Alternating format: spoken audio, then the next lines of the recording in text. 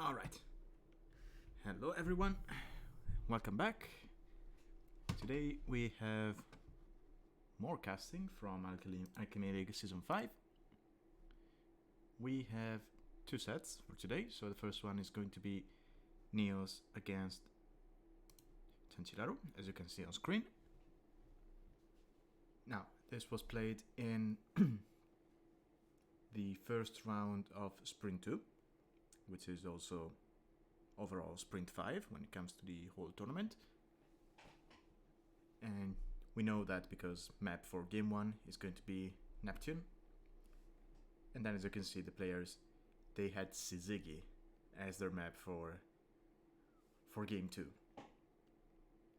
Which is going to be interesting considering how crazy the generations on Syzygy can be. Now, if we look at safe picks, we have 5 random bands: Lithuanians, Huns, Turks, Mayans, and Georgians. These are crazy bands, right? Lithuanians, we've seen them a couple of times in the tournament, same as Huns. And I say we've seen them as in, we've seen them being played because otherwise they would be normally banned. Mayans, there has been one player who has been using them a lot on Singularity, if I'm not mistaken, and that would be Max Power. But aside from him, I don't think I've seen anyone else use them. And Georgians, honestly, it's a good thing they got banned by the randomizer, because otherwise one of the players would have banned them. And when you do want to ban Georgians, but then it feels like if you get the second pick, it feels like you kind of have to ban them so that your opponent doesn't get them, considering they have first pick. That's how strong the civilization is. So yeah, it's a good thing they got banned by the randomizer. And speaking of bans, the players, they all banned powerhouse civs, right? We have Mongols and Spanish banned by NeoZz, and then we have Persians and Dravidians banned by Chanchilaru. Now that leaves NeoZz with Japanese, Bengalis, and Berbers, because Italians were sniped. Whereas Chanchilaru is left with Chinese, Khmer, and Bohemians, because, well, his opponent sniped Byzantines. Now I'm surprised by the amount of water civs by NeoZz, right? We've got Japanese, Italians, and I mean Bengalis and Berbers, they can be used on water maps as well, right? Berbers, their ships move faster, and Bengalis, their ships regenerate. So I'm wondering if NeoZz kind of got baited by the look of Neptune. Maybe he hasn't tried the map and he thinks he can build a dock on that. We've seen a couple of players think that. I, for once, thought that before the tournament started. But then, during my first cast, when I was looking at the maps, Tech pointed out to me that no, you cannot build a dock on Neptune. But you do start with a transport ship, so you do have ships. And in that case, well, Berbers, their transport ship would move faster, and Bengalis, their transport ship would regenerate. So yeah. I mean, in that case, well, the transport ship on Neptune regenerates already by itself, so yeah. Anyway, I'm just talking, and I could do that over the game as well, so let's just jump into the game. And we'll see. Alright, so Game 1. We have Chinese from Chanchilaru and Japanese from NeoZz. So we have an Eastern Asian show-off. And honestly, I like both civs. Now, Chinese, they can be very strong civ. The only problem they have is that their start is very awkward. And then you could argue that once you get into late game, you miss bomber cannons, you don't have hussar. So maybe, yeah, there could be something could be said there. But because on this map you have 3 boars around your TC, It's actually very nice for Chinese. Because otherwise, I mean, normally you would have 2 boars in the deers. But then boars, you don't need to push them, right? You just send the bill outward and you lure them in. So it's easier on you, it's less micro-intensive. And then you can just use your scouts to maybe go forwards and steal some resources maybe, or trying to kill a vill. So yeah, I like the Chinese here because their start should be a little bit easier. Now that said, we've seen many people try laming the pigs, and well, one of the weaknesses of Chinese is that they're very susceptible to lames. So if you lame the Chinese, they're not going to have a nice day. But NeoZz doesn't seem to have that in mind, so Chanchilaru is going to be fine. Yeah, there's a photo man there. So, speaking of Japanese, I like them because you have these groups of box turtles lying around. And Japanese, we normally think of them as a hybrid map civ, right? Because of their fishing bonus.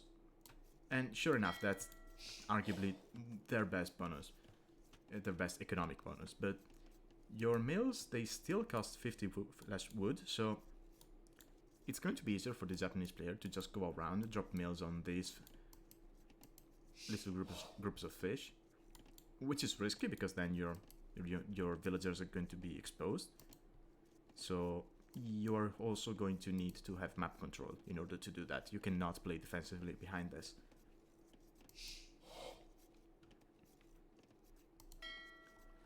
And look at this. NeoZz is... yeah, he was probably trying to bait his opponent into garrisoning to then steal the pig. And he actually got one, by the looks of it.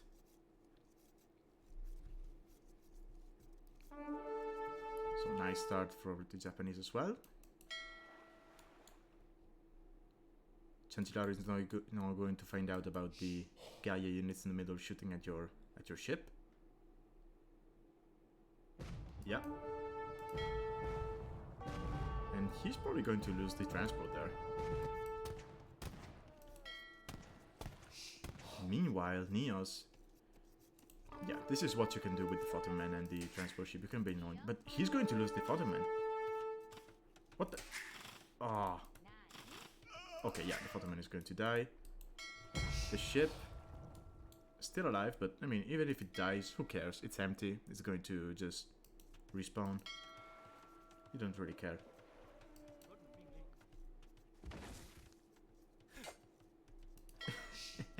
Chanchilaru is going to try and shank the ship.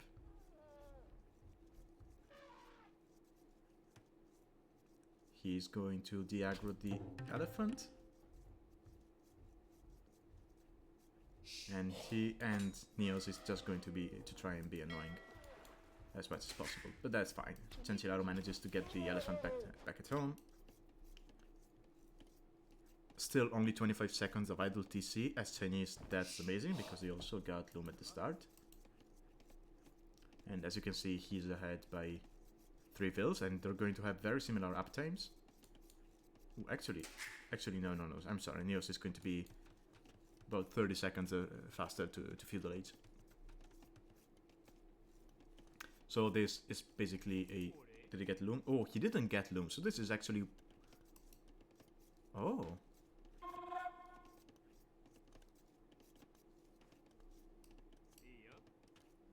Yeah, it's 2 vills.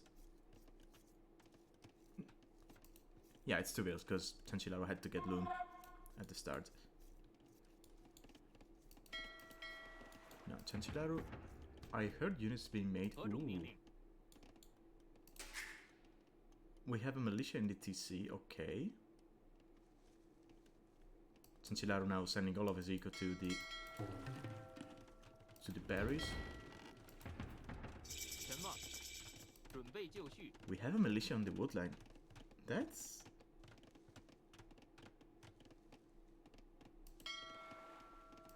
interesting.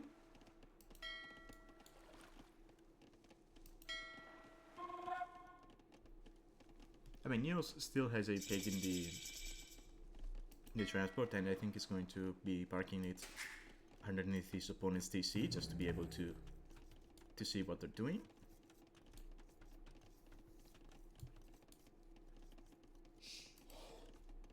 And yeah, he's going for the mill on the shorefish, on the box turtles. That makes sense. If you see those, yeah, I mean,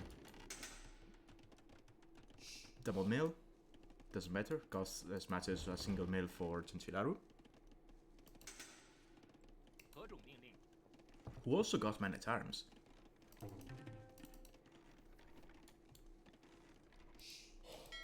So he's going forward with 2 man at arms and 2 wills to build a forward range. Yes, this has been pretty common in the tournament on this map.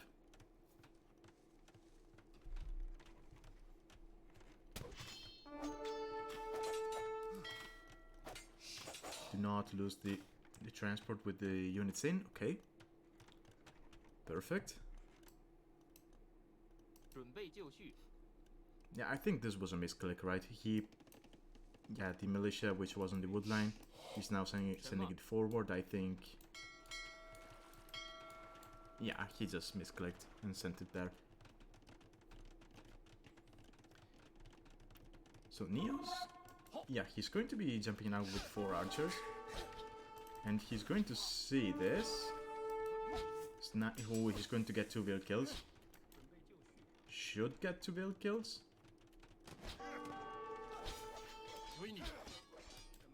Chanchilaru sacrificing the man at arm. Yeah, these wills are dead. They have to be dead, right?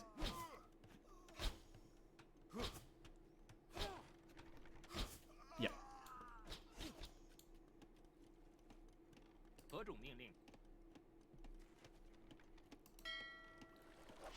Ooh, okay, he's going to be finding...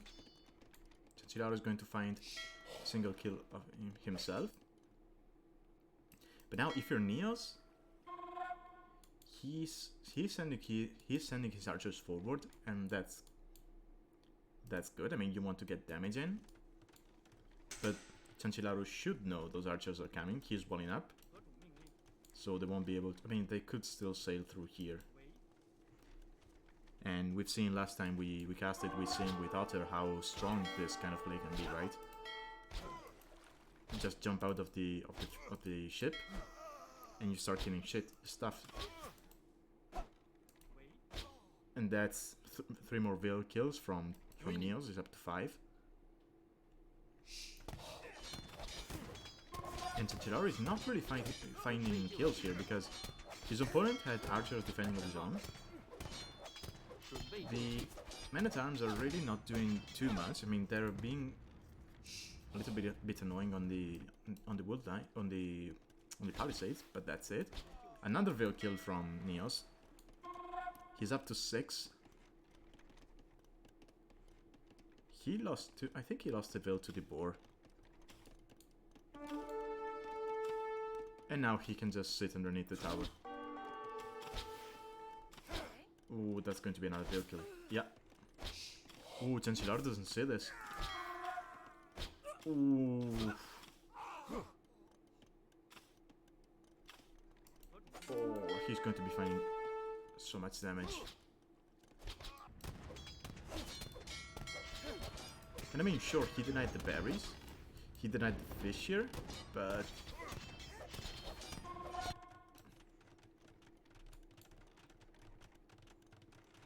I mean, throughout all of this, Chanchilaru, he's ahead in res collected. I mean, not by much, but he's behind in builds now, despite being Chinese.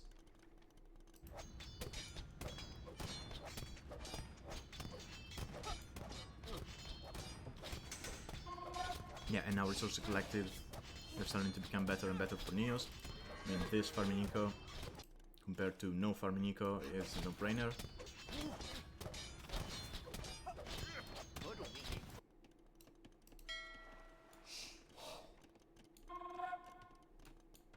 And he might be, yeah, and Chanchilaru has to leave that gold because he knows he sees the transport. Ooh, do not lose the transport with the archers in. That was close. Ooh, might go down. It might go down to the tower. Ooh. Yeah, killing that there is actually worse. Because now you get a full HP transport. I mean, it got some damage, so it's not full HP now, but...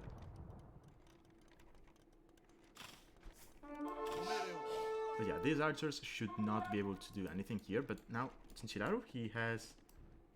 It says he has 6 on food. Where are they? Oh, okay, here. Taking the fish.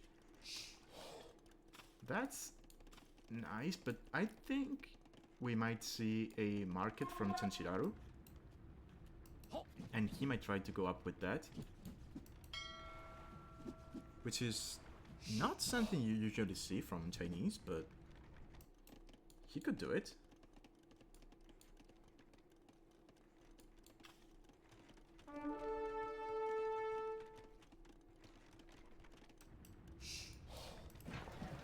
But NeoZz is the one going for the market, actually.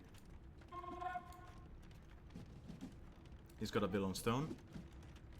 That's nice. He had to make a tower on his borderline to protect himself, so he's now going out to stone to be able to afford a second TC once he gets to castle. Oh, actually... Ooh! That was so close. But yeah, I think now we're going to be seeing some market abuse from Chanchilaru. NeoZz actually faster to the market, so his prices are going to be better. He's going to ruin them a little bit for Chanchilaru. And I wonder if... So I wonder if NeoZz had already planned on abusing the market that much, or if he decided to do it the moment he saw the market from Chanchilaru, in order to just ruin the market prices for him. He's going to lose the archers, but now there's skirmishers coming. But I mean, skirmishers, they're not that scary. Even if they sit underneath the tower, then Chanchilaru can just jump out and just shank them if he wants to. Chanchilaru, yeah, he's going up to castle.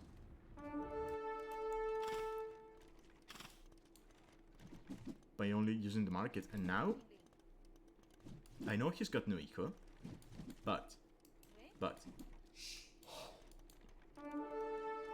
let's say he drops a stable, right? And just sells the wood, buys the food and whatnot. Let's say he gets to castle with, I don't know, 4 knights. I mean, yeah, I was about to say 4 knights. He cleans this and then can go and do damage, but tower is going to kill the skirmishers anyway. And now it's Chanchilaru's turn to be annoying with the archers and the transport.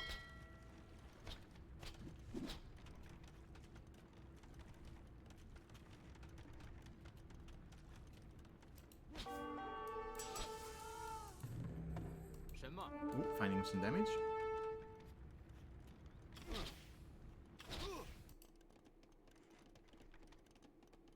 And yeah, Chanchilaru has figured he'd be better off going for knights. Ooh, he's going for a forward stable, so this is going to be... This could be bad for NeoZz. If Chanchilaru goes for forward stable and then drops a siege workshop around here,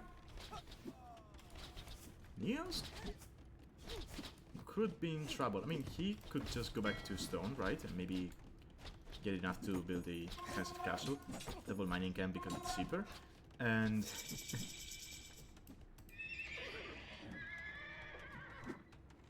stable is up. Do we have a knight? It's crossbows instead.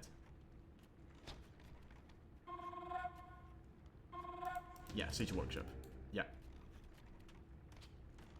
And NeoZz, yeah, he has no idea. Did he get town watch? Yes, he did. I like that.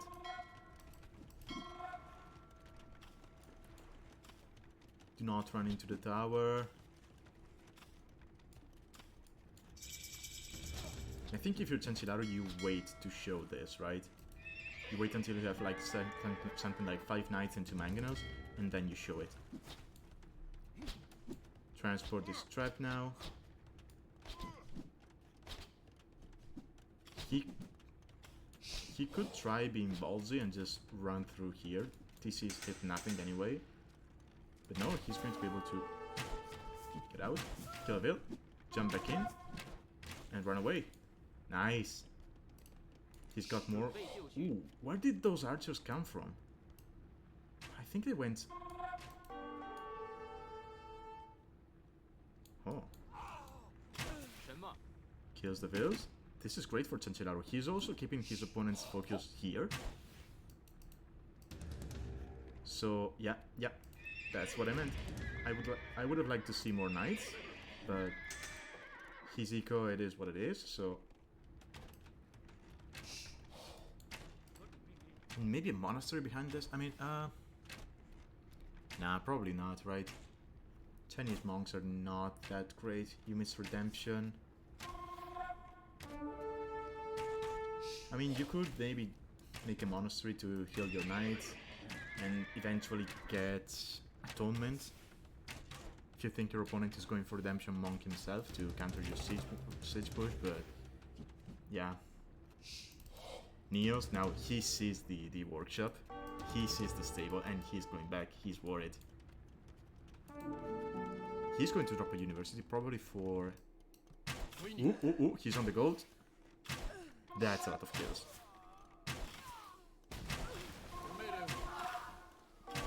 Yeah. All these vills are dead. Yeah, that's... Oof. And Chanchilaru, he has no food eco, right? So he's relying completely on... Yeah, there's the monastery. He's relying completely on the gold to buy resources. He's going to lose everything here. I mean, he's still got this area, which is safe, but... And he's going to be able to take down the TC, actually. Hold on.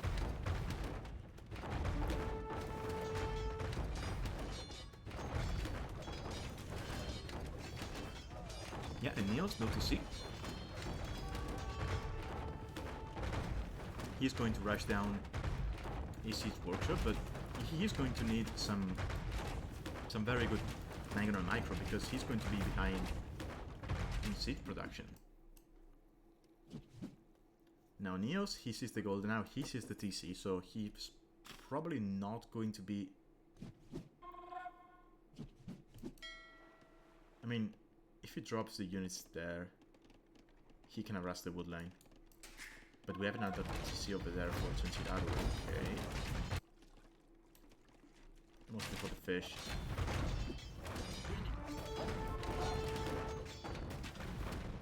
How's your micro, NeoZz?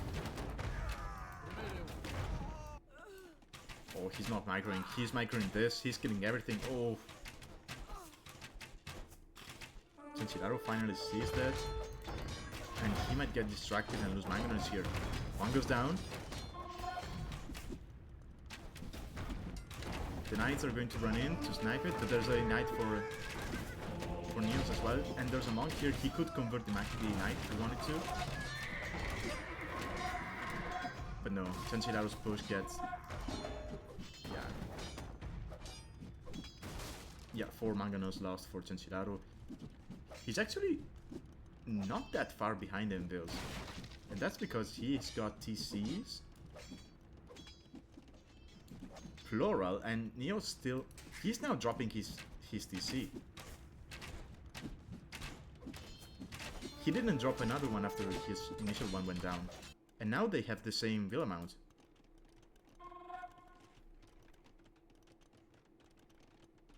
Chanchilaru now going in farms.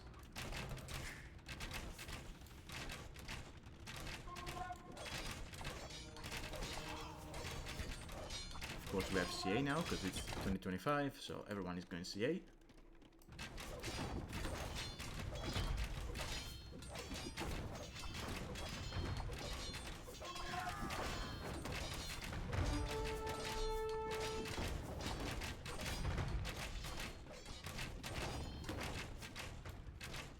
And honestly, from this position, it might actually be Chanchilaru who is thinking about playing defensively and just adding eco, right? He's on 3 TCs. He now has the field advantage. He's got a couple of towers around his base. If he goes tower defense here, I think he's fine. Just add eco behind this. You're still behind in Rest Collected.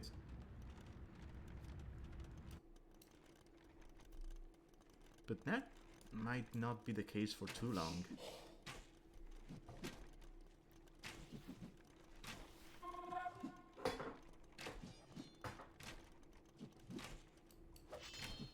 Ooh, but now he's going to lose bills here. Chanchilaru, yeah.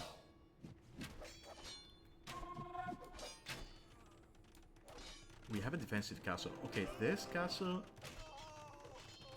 If this goes up, and then Chanchilaru, let's say he was to here and here, he could be fine. I imagine if he had ballistics there.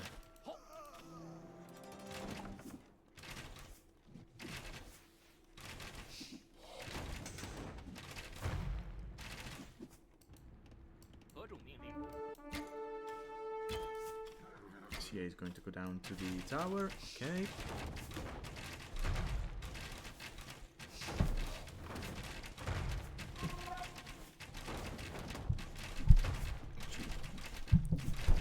Okay, now you should be hearing me better.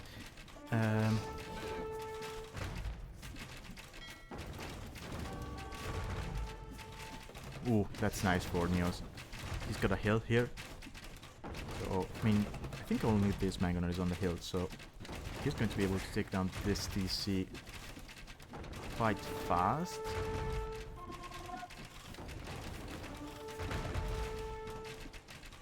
And I mean, he's not going to be pushing, to be able to push any further, but taking down this TC, ooh, Reveals go down there. If he takes down this TC, he basically denies this gold, right? Because then he can sit here with the crossbows.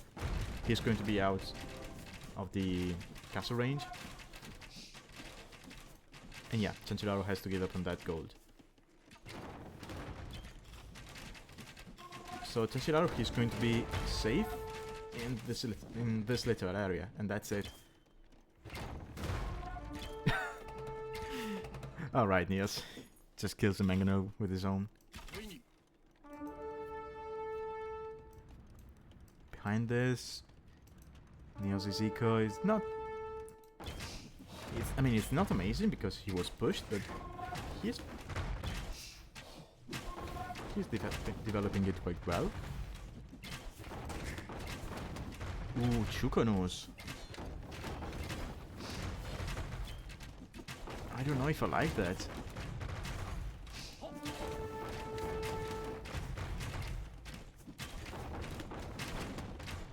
I mean, they have less range than a crossbow, right?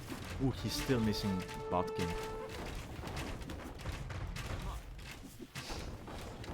Do you really want to go Chukonos against Mangonels and crossbows? I don't think you do.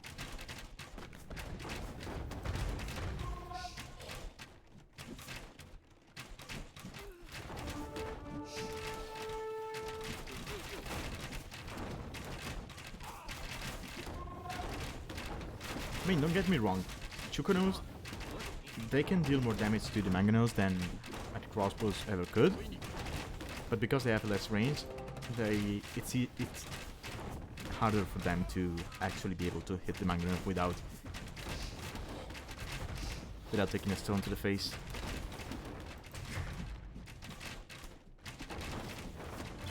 And Chanchilaru calls the GG, yeah. I think he had a good push, but he got distracted at home. I don't know if that was planned by NeoZz. I'm guessing it was, because we're talking about players who are around 2k. So I think that was planned by NeoZz, just sitting underneath the TC, killing some vills, getting his opponent's attention, and then Once his opponent looks here, you just take down the siege, and you basically kill the push. And I think that was the moment where NeoZz won the game. Because yeah, he managed to deal a lot of damage in feudal, but I think Chanchilaru, by abusing the market, made up for that. And the faster uptime and the forward siege workshop was a good play, and would have won in the game. He also made a monk, which was nice, in order to convert the knights, which could have sniped the siege. But he kind of forgot about the monks, so yeah. GG's. Let's look at the statistics. Yeah, more or less collected for NeoZz. But again, Chanchilaru was working with his market, so that's expected.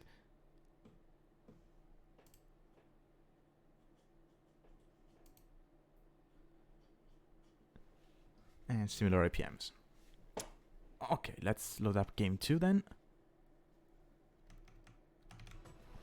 Oh, hello, Tech. Oh, you were playing Age of Mythology. Wait, is the new DLC out, or not yet? Because I know there was going to be an additional DLC for the Chinese. I just don't know if it's out yet.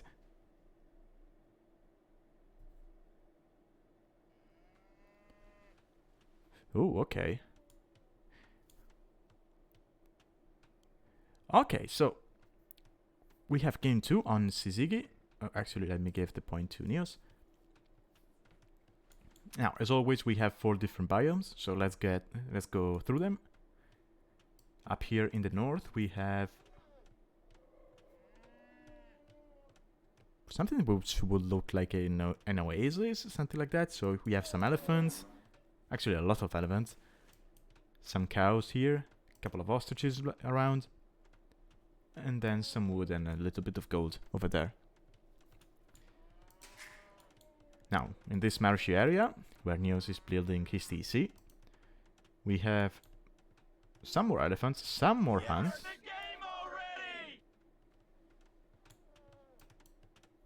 Decent amount of wood, decent amount of gold actually. This is a nice area for NeoZz. He's got a bit of everything. He doesn't really have stone. And there isn't stone up here either, so that's a bit sad, but as we've seen, this map tends to be a little bit stingy when it comes to stone generation, so it's expected. Now, Chanchilaru, he built his TC here, where there is, well, nothing. I mean, he's got no gold, he's got some stone, little bit of wood, in what looks like a savanna. He's got some hunt. I mean, he's going to be able to get these two. Maybe this one. Yeah, he sees that one with the veil, so he's probably going to get that as well. And then for wood, he's probably going to be expanding south. But he is going to be in dire need of gold. There's actually a gold pile behind that. I don't know if he's going to be able to see that. I mean, even if he explores that, it might be hard for him to actually spot it. And he's now going to go around with the veil to scout. I mean, you got a water buffalo. Oh, he's going to push the zebra with the veil. That makes sense. Now, as for dogs, okay, they docked 2 different sides of the map, so we might not see them play too heavily on water. And actually, let me check in game if they got... Yeah, they forgot to turn on the antiquity mod, so no oysters.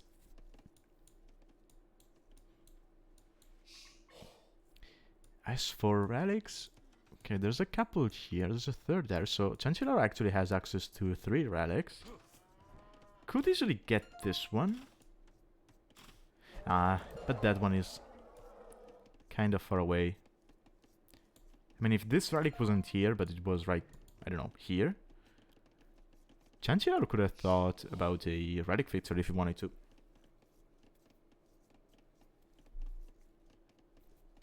Oh yeah, Attack, I remember casting a game from NeoZz on this one. I think it was against Von Dutch. And they went crazy on this map.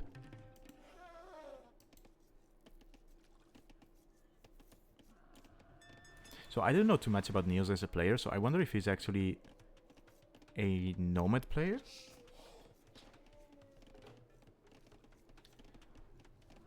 Now, I might be mistaken about this, but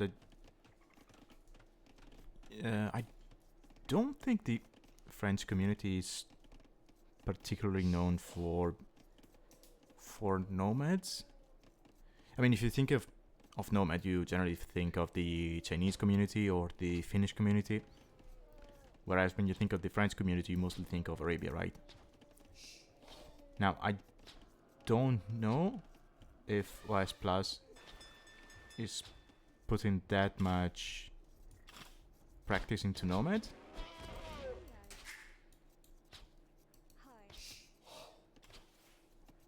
I don't really know too much about the clan since they opened to become an international clan instead of an Italian one.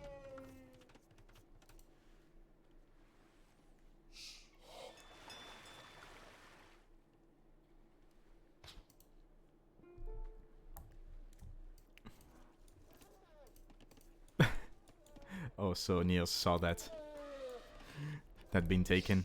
So he's going to, well, unless he already knows, he's going to, yeah, he's going to know.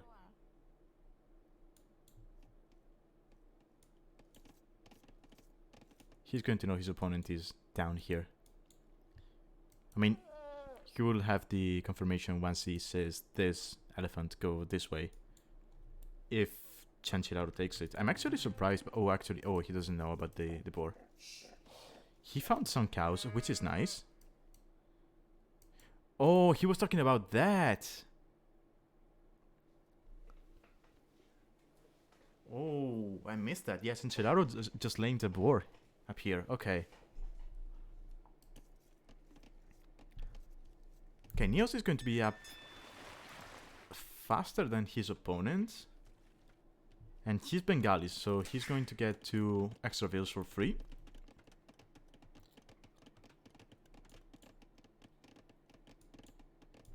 Ooh, or maybe he was talking about this. Oh, actually, Chanchilaru, he lamed a couple of elephants. He's going to lame another one, Chanchilaru with the animal violence. So just as a disclaimer, we of the Alchemy League do not condone animal violence.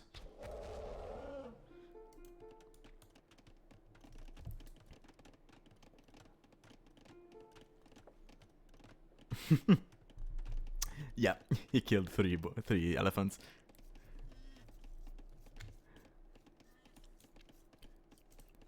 Okay, NeoZz, he's going to make a single fire. Probably to scout around and see if he can find his opponent's fish.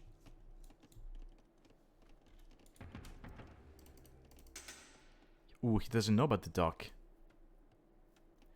And he made a stable.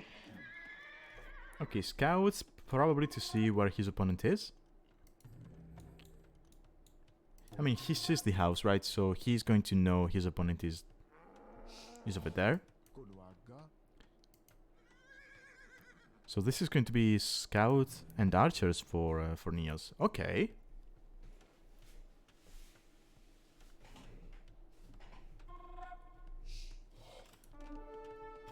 Ooh.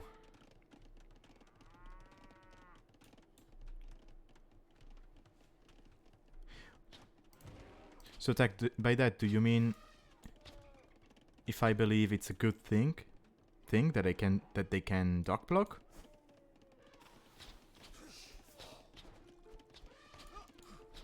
Because honestly, I like it. I like having the option for blocking with dock.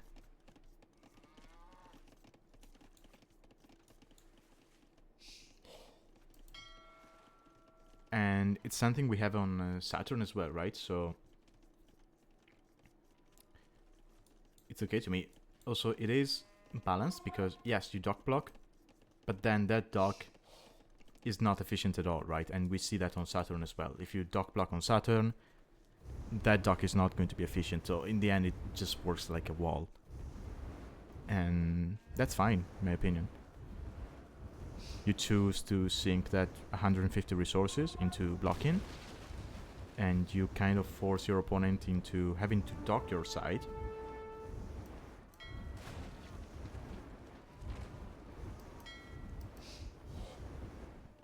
And yeah, and Chanchilaru is going to lose his fish to the fires. That's a cozy woodline. It's also nice as Khmer because you don't need the gate to send extra veils. You just jump into the house and then you jump out the other side.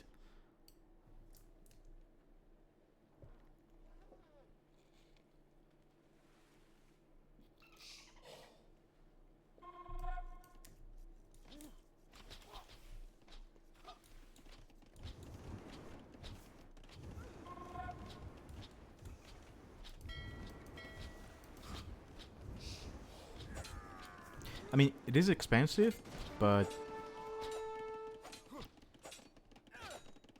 it also makes it easier for you to protect your water. I mean, there are many factors you have to consider. So you have to spend 150 wood to make a dock here, right? Let's say. Okay, so now your opponent, to harass your fish, he has to dock this side, but then if he docks this side, he's going to be one dock against two. So technically, it's going to be easier for you to defend. But then again, when did you build that second dock, right? Because yes, it's 150 wood, and it's a different investment if we're talking about, I don't know, 5 minutes into the game and 18 minutes into the game. So if Chanchilaru builds it now, it's not that much of an investment. But then again, that gives time to his opponent to come this side. But if you built it like at minute 3 or 5, then sure, you're going to be safe, but then you're going to be behind 150 woods 5 minutes into the game, which is not the best. So it's an investment, which is going to make your fish safer. But it's kind of dead resources that you put into a dock. So yeah, I think it's balanced.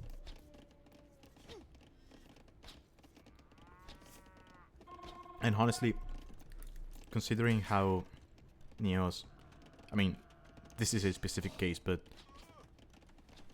if you do not want your opponent to dock block this, just build a couple of palisades here on the shoreline. And that's it with, I don't know, what is it? It's 3 wood per palisade, right? So 1, 2, 3, 4, I think it's 5 or 6 palisades. Actually, you can get away with 3. With 9 wood, you're just denying a dock block from your opponent. Well, let's say 18, because then you have to build some here. Okay, 36, because then you have to build them here as well and here as well. But you get my point. It's 150 wood investment, which can be denied by a 40 wood investment. So, yeah, it's fine.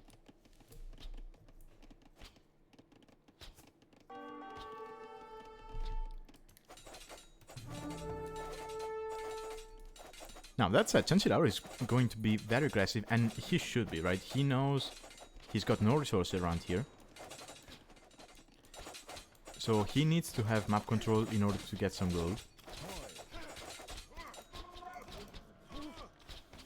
He doesn't care that he lost water. He's Khmer, his farms are going to be amazing.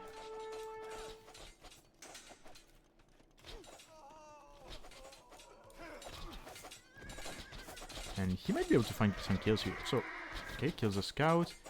No, you have to go back, you've got less units.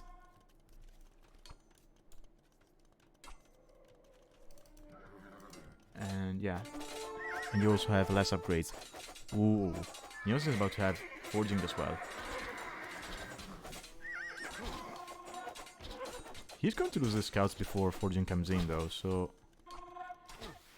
But 8 scouts in queue. I mean, he could click up to castle if he deletes his queue.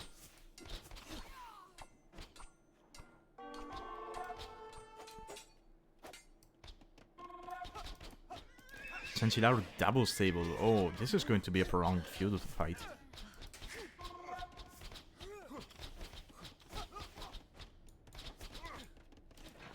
Chanchilaru going for the market as well, but this time he's got an actual Hiko behind that, so he's not going to be playing like a clown. He's just going to kind of balance it out.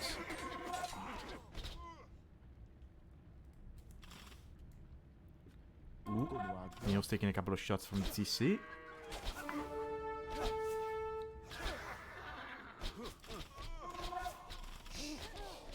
Ooh, ooh, ooh, ooh.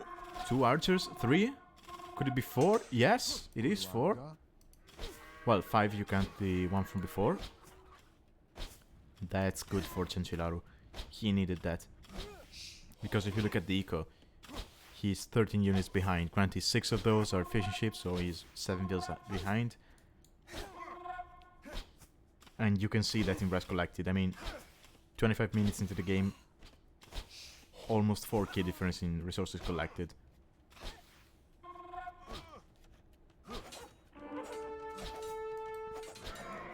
And yeah, I mean, Chanchilaru, he's trying to get the match up first, but he still has no upgrades, and he calls it GG. And this is a 2-0 for NeoZz. Okay.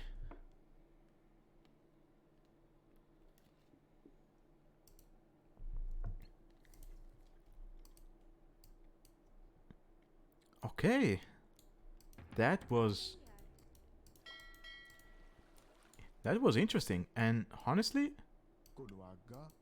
I love how NeoZz played this.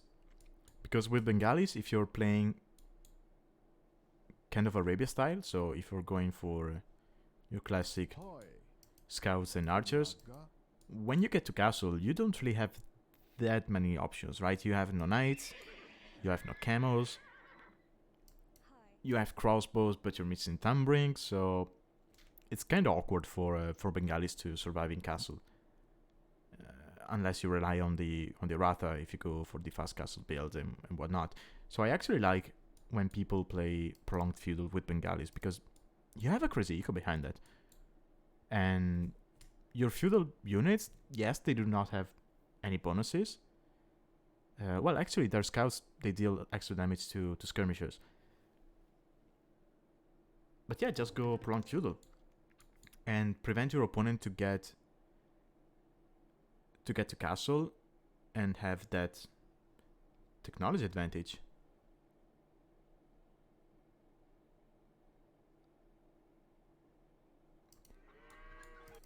And I mean, he did that against Khmer, which is probably one of the best saves to go for prolonged feudal with scouts if you want to, right?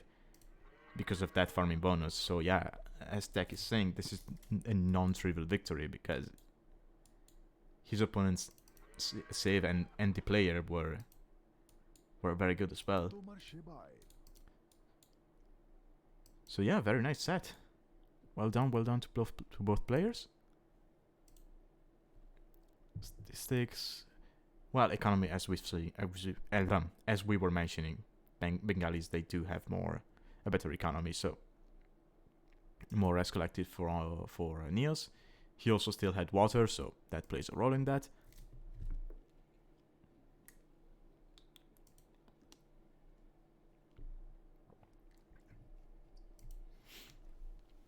Okay, so that was the first set for today.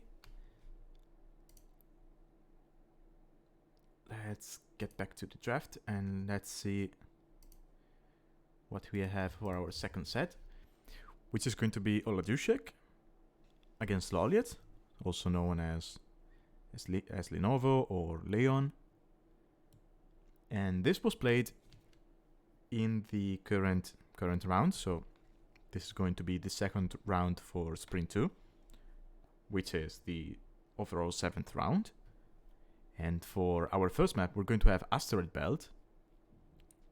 And for our second, we are going to have Comet. Now, Comet is a map which we had in Season 1 as well. And if I'm not mistaken, Oladushek won the Platinum Division in Season 1. So he knows how to play this map. Unless he had a bad time in Season 1 on this map, and I don't know because I didn't watch the games, but he should have a slight advantage on his opponent when it comes to the map. Now, as for civs, as you can see, randomizer banned Bulgarians, Burgundians, Bengalis, Vietnamese, and Berbers. Which I don't think anyone is going to be sad about. On this maps, you could make an argument for Bulgarians on Comet, if you like to play that way, and probably Oladushek would like to play the way I'm thinking, but whatever. And then as bans we have Malays and Byzantines for Oladushek, and we have Armenians and Khmer for Loliet. Okay. That leaves Oladushek with Portuguese, Vikings, and Italians because Japanese were sniped. And Loliet with Persians, Lithuanians, and Malians.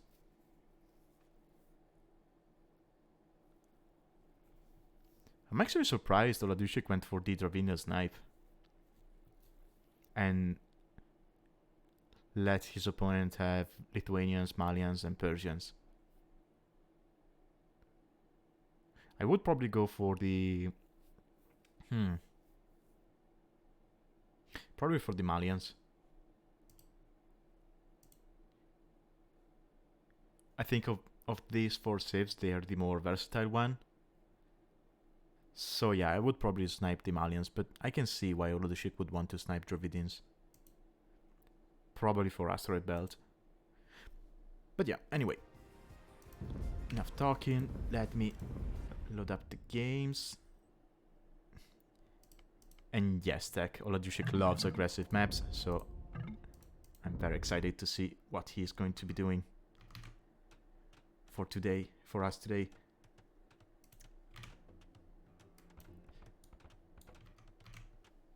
Okay, here we are, Asteroid Belt. So this is the first time I'm casting this map, I think. Because I don't think... No, actually I'm wrong. I casted Otter. I don't remember who he was playing, but he played this map. And he was Vikings, actually, same as Oladushek. So I wonder if they have the same strategy in mind. And on the other side, we have Persians for Marcos, also known as Leon. So every time I see Persians, I cannot help but think, are we going to see a douche? And boy oh boy, I hope we do. I hope we do see a douche, especially against Oladushek. And honestly, this... You could make an argument for douching if you see your opponent's map, right? If you... Yeah, I think you can fit the TC here. And if you do, you have a woodline, you deny the berries, you probably deny the other woodline. This could be amazing for a douche.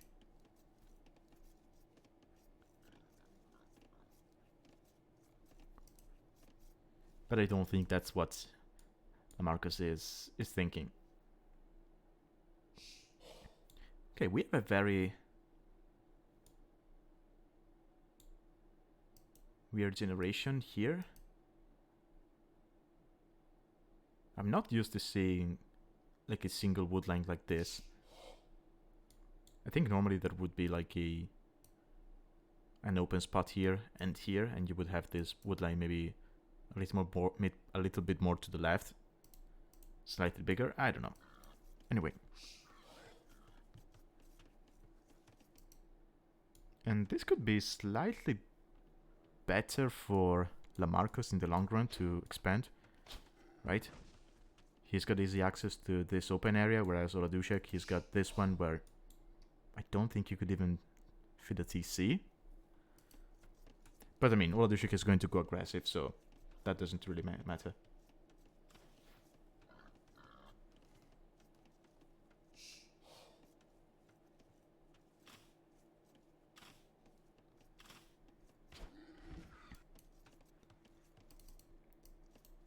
So Oladushek already with the dock. I mean, I'm not a fan of a dock on this map because you don't have... I mean, you do have deep fish, but here. So I think it's hard to justify. And it's even worse than what we see on Jupiter, right? Because yes, on Jupiter we see people going for docks when they only have shorefish. But then you have something like 4 shorefish around. So it's kind of like making a dock on Black Forest. And if you want to add some fish traps later on, you just do that. But here, you already have 2 vills on this. You have a single fishing ship. I don't know. I don't know if it's worth it.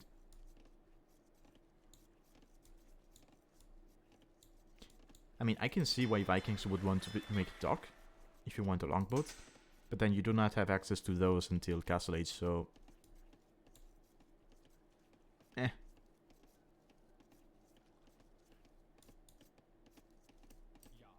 But by the looks of it, I think Oladushek is going to go full navy here.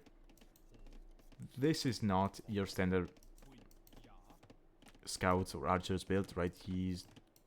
maybe you could justify archers here. He's going for the gold. He still has a lot of pigs. Now, if I'm not mistaken, there are some extra pigs lying around on the map. So he might have found those.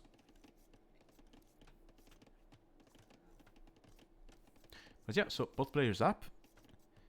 Persians slightly faster, but that's also due to the TC working faster. And the fact that they have extra resources at the start, so it's easier for them to go up.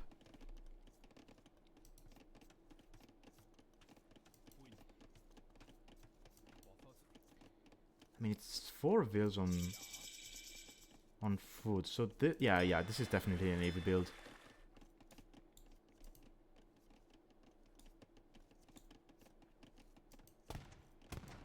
Ooh, and Lamarcus is going for a navy as well. Okay.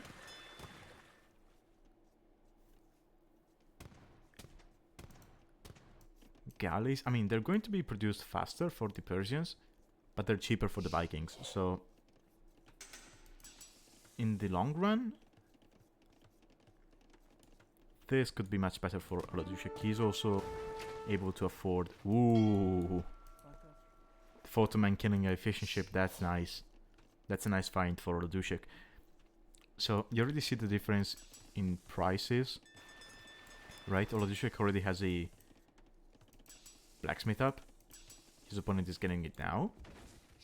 So Oladushek is going to be slightly faster to fletching, despite being slower to feudal. Wait, can the ships go through here? Oh yes, they can.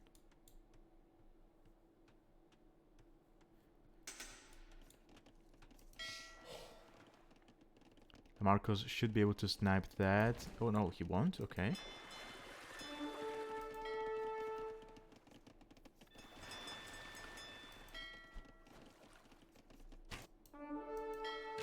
Ooh, fell down.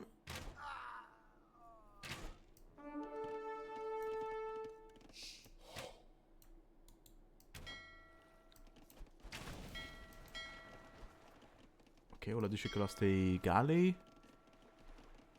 I mean, I don't think he's going to be too sad about that. Yeah, he's dropping the third dock. Ooh, so is Lamarcos. Okay, this is going to be a full-on galley war.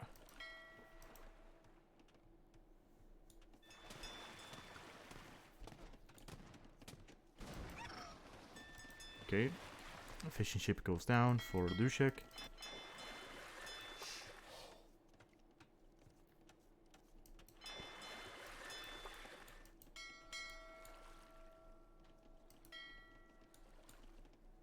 402.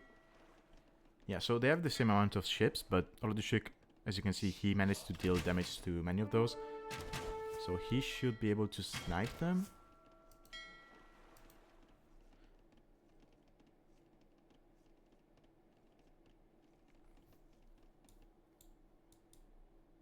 Yeah, I'm surprised as well. I wonder if he just wanted to match Oladushek's strategy, because sure, it's cheaper for Oladushek, but Persians, they produce faster.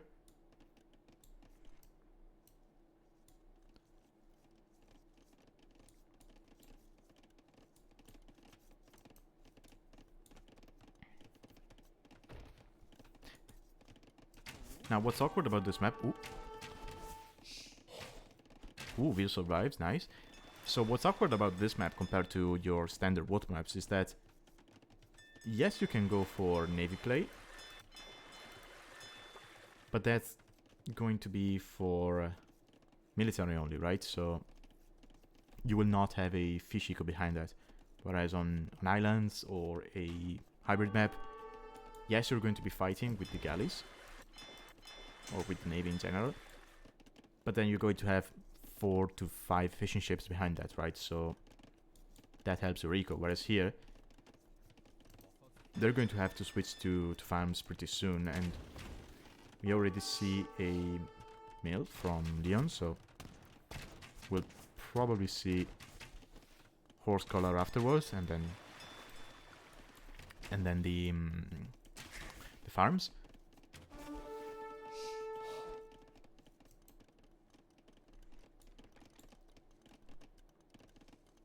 Oladushek got kind of unlucky with the gold generations, right? They can both be denied by the galleys, whereas Leon's, yeah, neither of those can be denied by the galleys in feudal.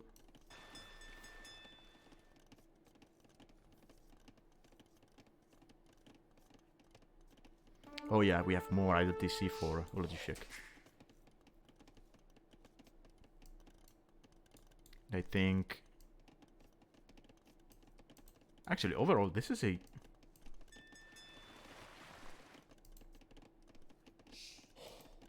Yeah, this is a pretty unfair generation for Oladushek when you compare it to Leon, right? I mean, look at this. Leon has berries and gold within his TC's range. Oladushek has neither. And all of them could be denied by the galleys.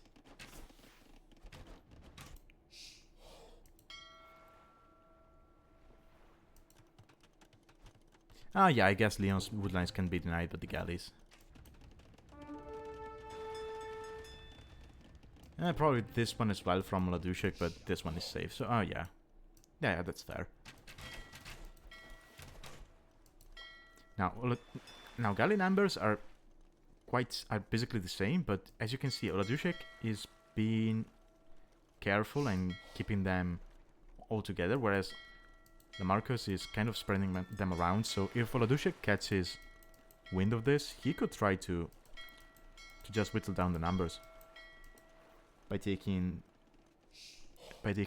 down the stray galleys.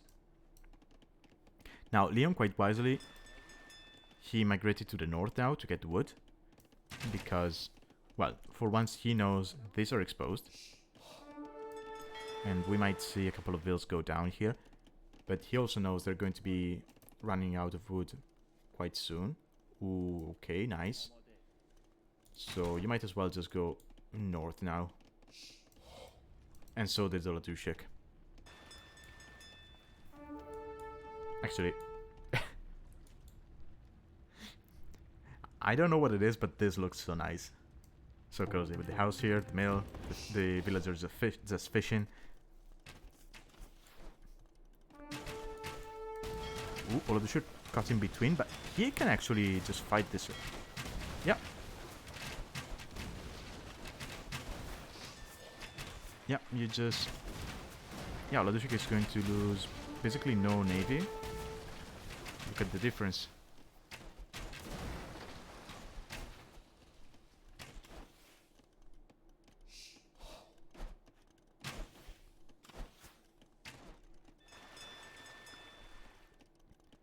Okay, so NeoZz, sorry, NeoZz. I'm still in the previous game. Lamarcus is going to be, yeah, he's up to castle. Oladushek not too far away from that, but then again, this castle is going to be faster for Lamarcus due to him being Persians. But it's still 3 docks against 4. So honestly, look at the army difference. Even if Oladushek is later, and he's up, he really should not be carrying too much, right? He's going to have the numbers, and honestly, War Galley is probably one of the most annoying upgrades in the game. Because if you like playing Water like I do, you will know how good it feels to micro the galleys, and how bad it feels to micro the War Galleys. I literally had games where I was later to Castle Age, and I was just taking down War Galleys with galleys because of how easy it is to micro them. That's insane. So yeah, Oladushek is not going to be too sad about that, and honestly, even if he loses the the galley mess, yes, that's not great. But then again, you can just go into longboats.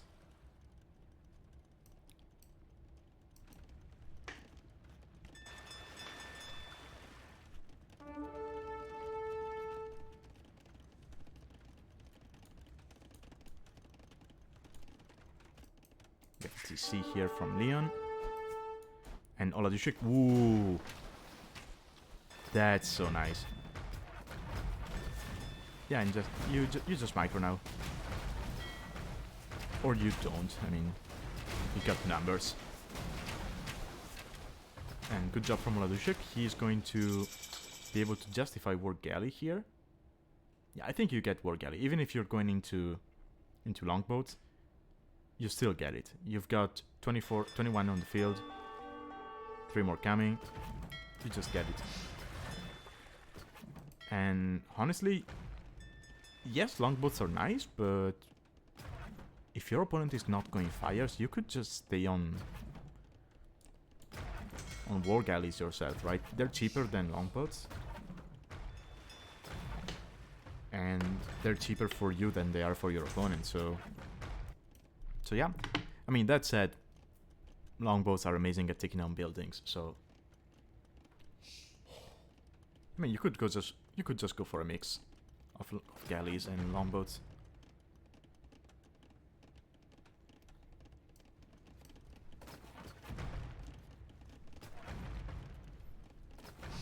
Leon just being annoying with the dock.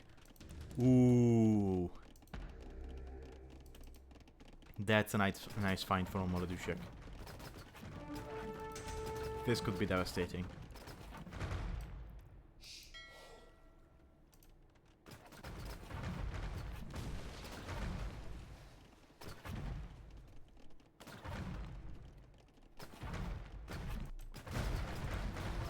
Ooh, he denies castle. Ooh, yeah. And Leon calls the GG. I didn't even notice that castle going up. Well played to Oladushek. Now, I wonder, did Leon see the... Okay, he didn't see the Siege Workshop, but he knows he's been spotted, so... The moment Oladushek takes down this castle, or at least denies it, Leon, yeah, he's going to lose water here. So he knows... Sorry, his only safe area is going to be at this one, and Oladushek already knows about that, so he knows there's going to be pressure coming. So yeah.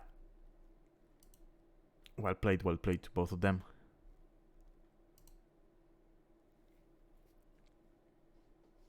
I like the Persian pick. I think if you do everything right, you can match the Vikings' production in feudal, at least at the start. But then, I think you need to try and get to castle way faster than they do. Because if you prolong the feudal fight too much, then yeah, Vikings are just going to be able to go into quadruple dock production or even 5 dock production when you're still stuck on 3. So you're eventually going to lose that.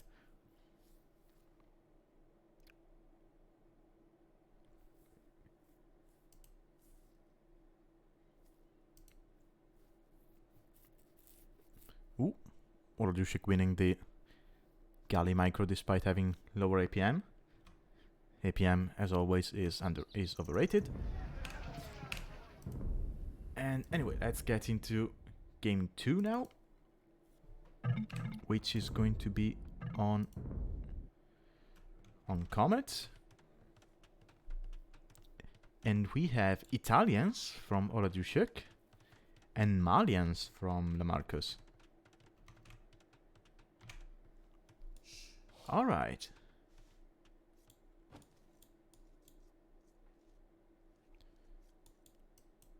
Oh, I just noticed the oysters do not show up in the capture age on the minimap. Wait, is that an in-game thing as well? Or okay, no, they show up in-game, so it's probably just a capture age thing. Anyway. Yeah, I do like Italians. I mean, out of all the options Oladushek had, I don't know if it would have been my first pick, and I don't think I would want Italians on this map. I'd rather have Malians, for example. But that's because I think tower rushing on this map can be devastating, so I would prefer a Civ which can just go for decent penetums as well. But that's just me, right? It's just a player's preference. And I mean, I honestly expected Oladushek to want to do that. And wait. Did Lamarcus lame? Hold it? Yeah, he lamed. I missed that. Yeah, so yeah, he just got in his second boar, and he still got one in the back. His scout is weak. Yeah, he lamed. And that's another thing we often see on this map. Laming, because you start so close to your opponent, you already know where he is, basically. So players do go out and lame.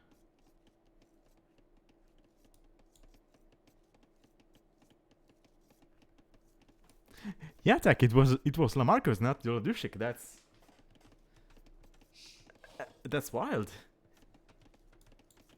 But honestly, I've seen Oladushek do some crazy plays, but I don't really remember him laming or being much of a lamer. So I don't know.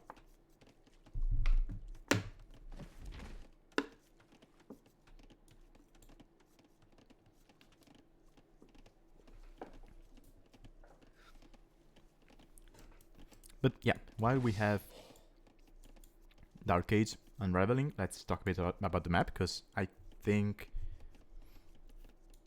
this, together with Asteroid Belt, has been one of the least played maps in the tournament up until now. Correct me if I'm wrong, Tech. I think we have to make a most played maps ranking. I think Jupiter and Saturn are up there. And maybe Singularity. And that's a shame, because I really enjoyed this map. It's very aggressive. There are some extra resources here on the side if you want to expand later on. Now, what's different from the version we had in Season 1 is that there used to be deep fish here, whereas now you only have oysters. So in the long run, this area is going to be nice to get some extra gold. You can dock this, so you don't have to go all the way from here. You can just go for dock here, and it's going to be a smaller distance.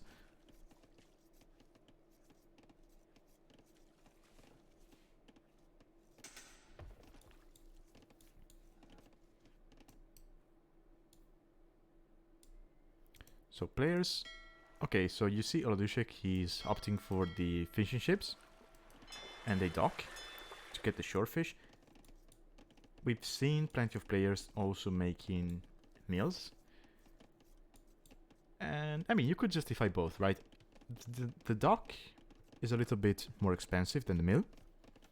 But then it gives you access to the fishing ships if you want to add those and have some extra food. And then if you have villagers on the shorefish and you have a dock and your opponent is trying to snipe those fails, you could make a demo and just boom their units. So it doubles as a protection building, if you will. And Oladushek, okay, mining camp. So opponent is kind of walling.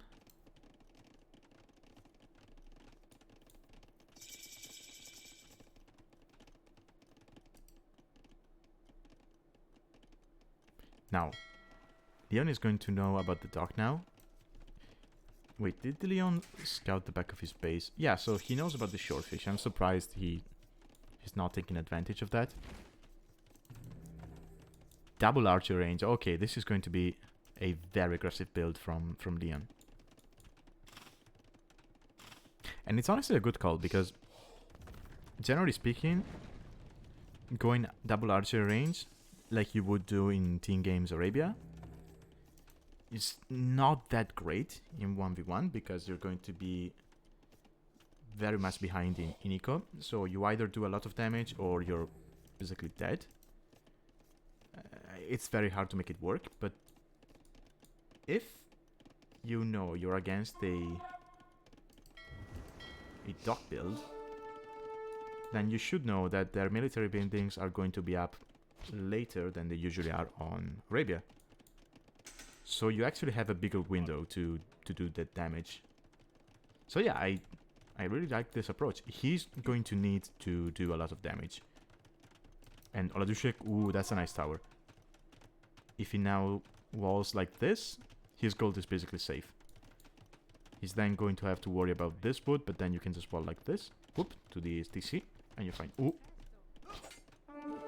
Yeah. Oladushek is going to fight that any time of the day with the villagers. He doesn't care. Ooh, one archer down.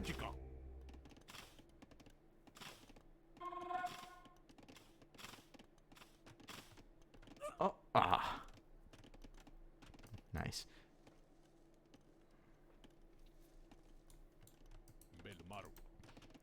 Yeah, but that's very nice for Oladushek, and it's going to be very bad for Leon. Because now you're not doing damage. Oladushek is going to pull up. He's going to have a much healthier Rico behind this. 200 more resources for Oladushek at the moment. He's going to be in the back of your base. He actually docked the back of his base. So... okay, right now, probably not. Oh, also I just noticed they didn't play with the... yeah, they did not play with the updated version of the map. Because they both had a scout cavalry at the start and not the photon man. Ooh, Leon going for the tower.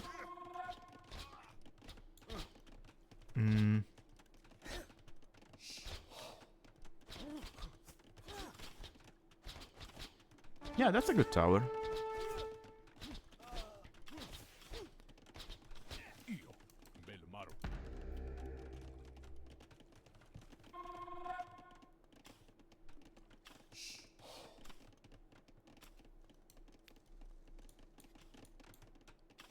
Yeah, that denies the gold, so Oladushek is going to have to go for this one, which is very exposed. Ooh, thank you, Leon. Thank you. There are so many people who do not do this. You tower and then you wall around it, so your opponent does not batter it down.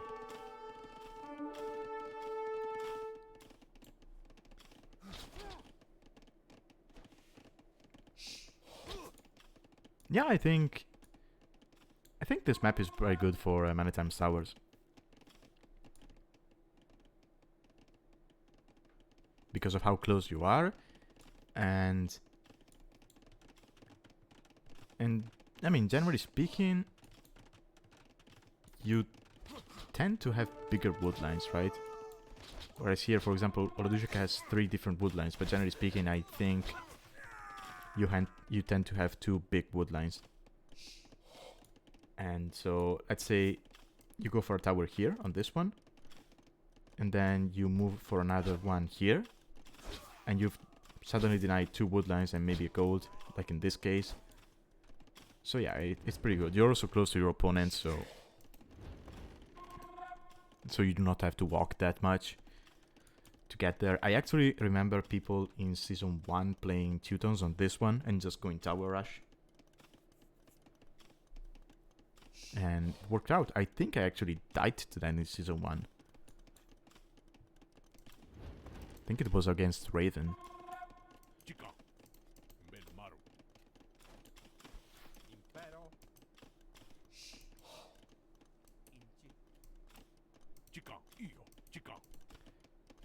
Yeah, but now Lamarcus, he's got a very big army advantage. This tower is going to be very annoying. It is going to be eventually shot down by Oladusheks. But yeah, now you deny the wood line. What does Oladushek do? He has to go for this one, but that's very exposed. It's very far away from the TC. You don't really want to do that. Wait, is the tower going to go down? I mean, it's going to get built, and then it's going to go down. Immediately.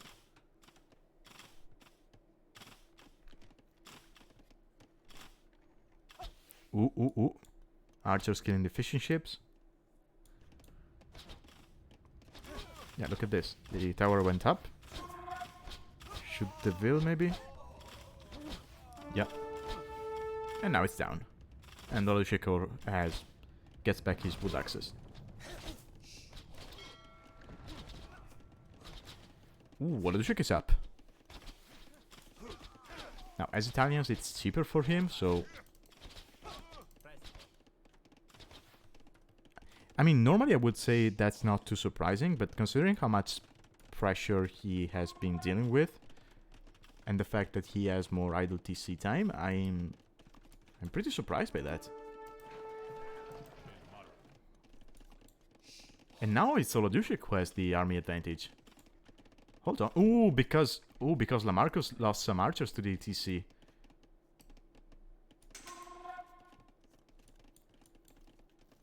And now Oladushek is going to... Lamarcus does not know about this dock. Okay, so Oladushek... Now, the galley from here should not be able to range the villagers on the upper side of the gold. But once...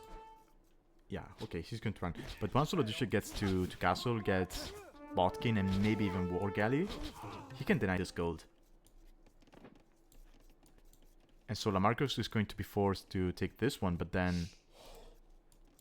That's pretty forward. And Oladushek has the army advantage. And he's going to have crossbows in about 30 seconds. Well, maybe more like 40.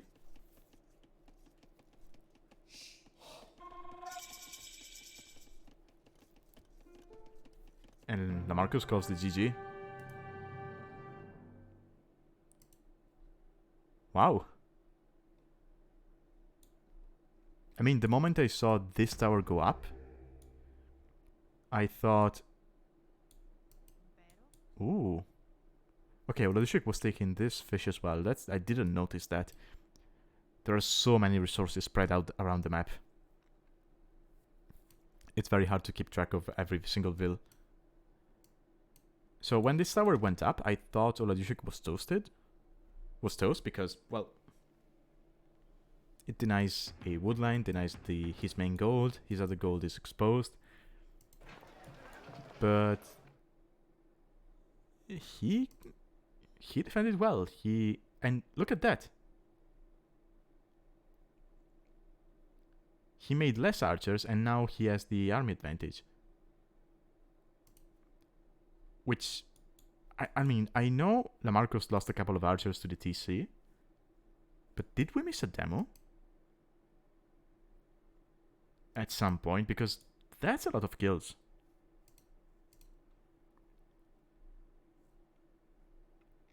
Okay, let me just go back. Okay, yeah. Okay, now. Ah. There was a demo. Yeah, see, now Lamarcus has a... Oh, yes, we did miss a big demo. Oh, oh, please, Oladushek. Please.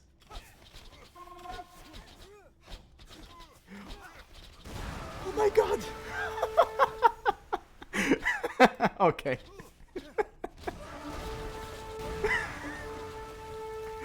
Oh, jeez. That's 13 archers, okay. That explains it. Now I understand. Oh, jeez. Yeah, Tech, that would explain why he couldn't protect the tower. Oh.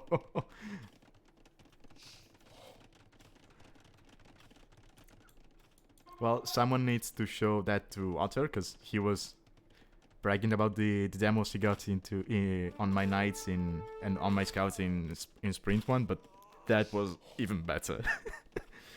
Oh. Well, I'm so glad I went back to get that. Anyway. Statistics.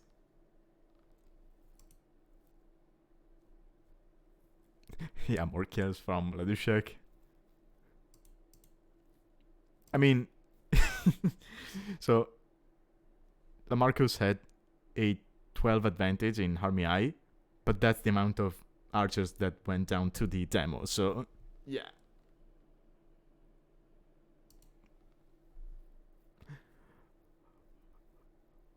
Yeah, Tech, I don't know how to clip either, but yeah, I would definitely do that. That was insane. Okay, feudal time, yeah. Yeah, Oladushek didn't even make it to castle because he won before. Wait, actually. Oh, wait. I'm dumb. Of course, it's not showing.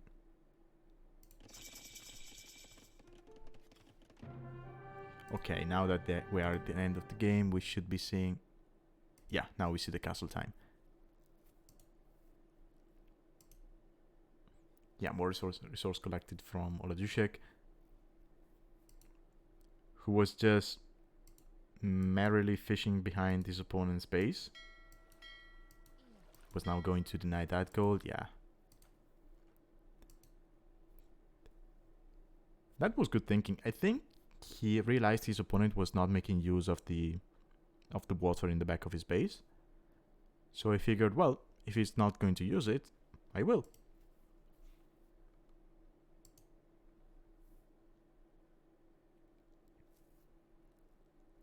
Once again, APM is overrated. Alright, so what time is it?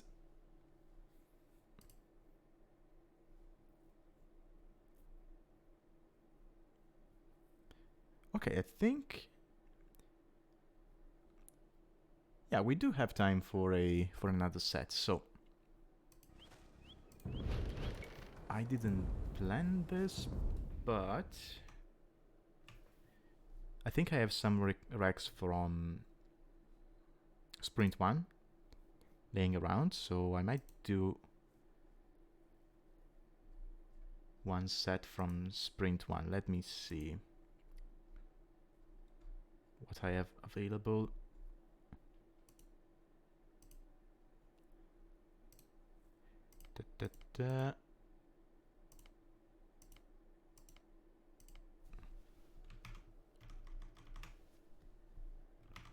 Wait, where did I put the recordings? Okay, okay, we could do Fondach against Harooooo. Yeah, let's do that.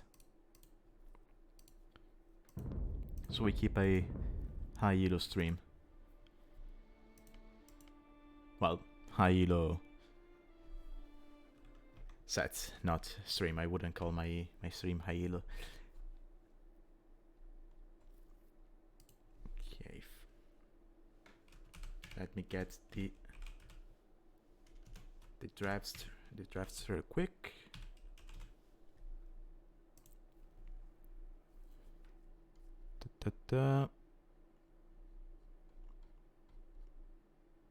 Yeah, here we go. Maps and saves.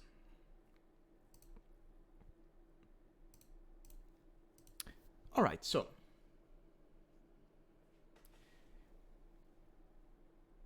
we have Singularity as our map for game 1. So that tells us this was played in round 2. And then we have my favorite map from the tournament, Saturn, as our map for game 2. Civs, we got Teutons, Burgundians, Vikings, Saracens, and Goths banned by the randomizer. Then Von Dutch proceeded to ban Ethiopians and Malay, whereas harooooo, he banned Chinese and Dravidians.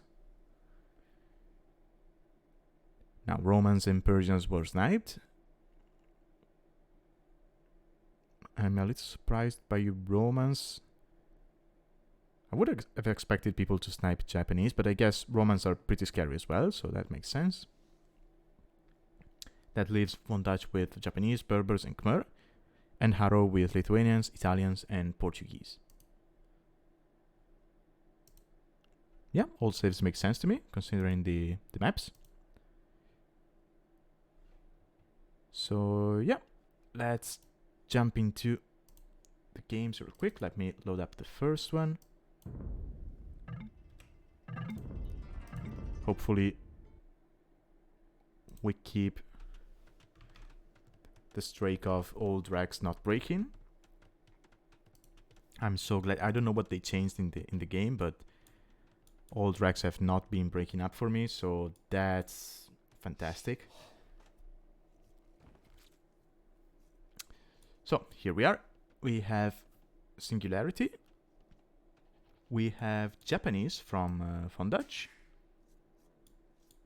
in the blue. And then we have Lithuanians for harooooo here on the right. So I love both Civ choices. This is a map which plays out in some ways similarly to Four Lakes, at least at the start of the game, right? Oh, and harooooo is going for the Lithuanian build, where you go straight for the wood and the dock. And as I was saying, this map plays out kind of like Four Lakes at the start of the game because of how you have 4 separated ponds. And Japanese and Lithuanians are both very good civs on those maps.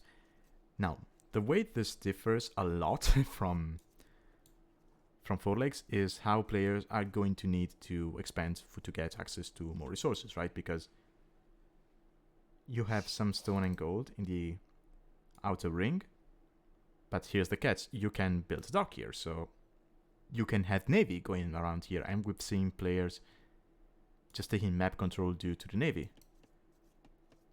I think I have in mind a set from Oladushek on this map where he just went towers and navy control with Koreans, for example.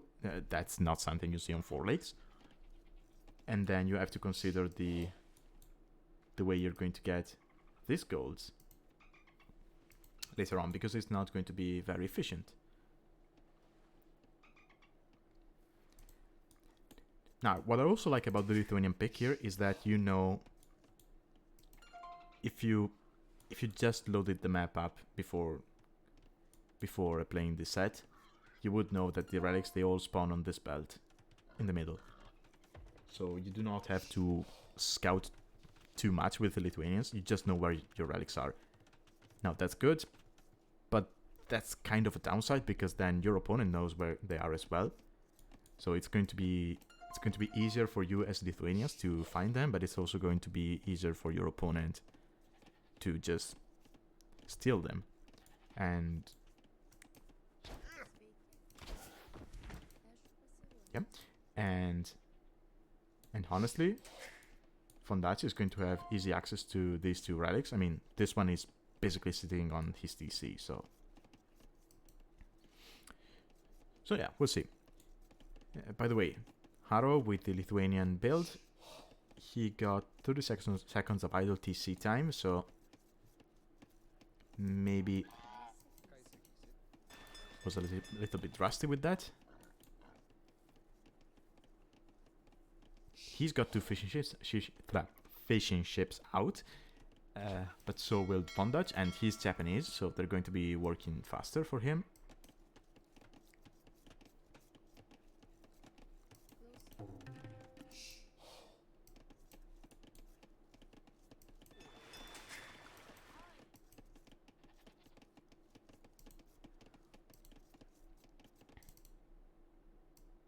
Okay, Fondage finding out about his opponent's dock.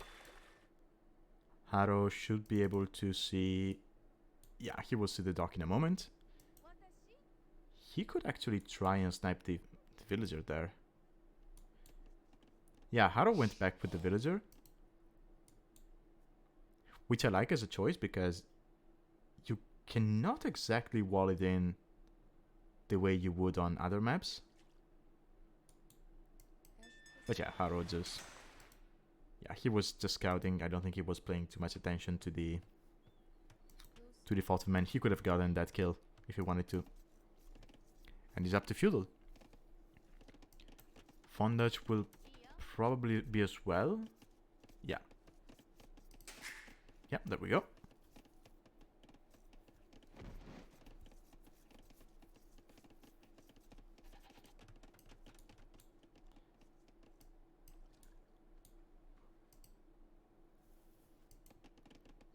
Okay, neither player seems to be thinking about docking the opponent's bond and disrupt their fishing eco.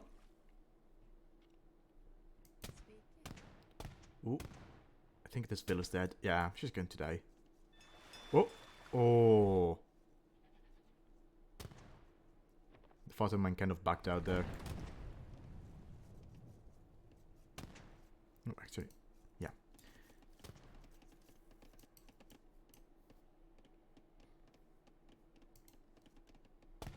Ooh. Okay, the villager survives.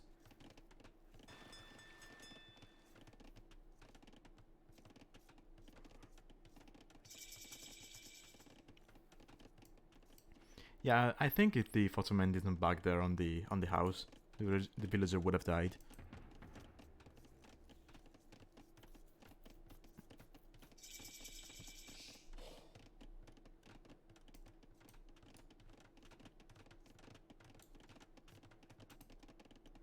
Okay, so it's barracks.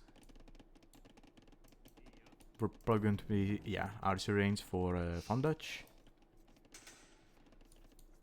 And the same for Haro. Could afford a blacksmith if you want. Oh, he was not on gold. Ooh. So Fondage is going to be slightly slower to the archer production, but he was already on gold, so he should be able to actually keep it up. Whereas Haro is probably going to be struggling for a moment.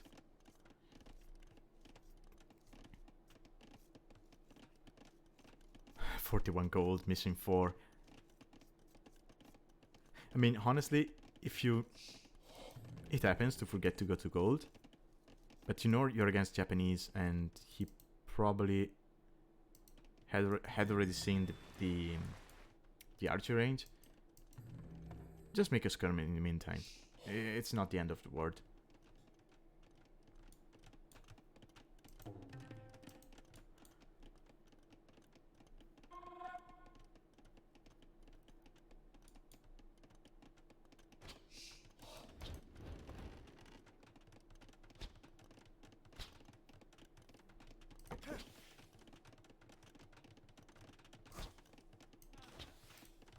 This archer is not going to be able to kill anything.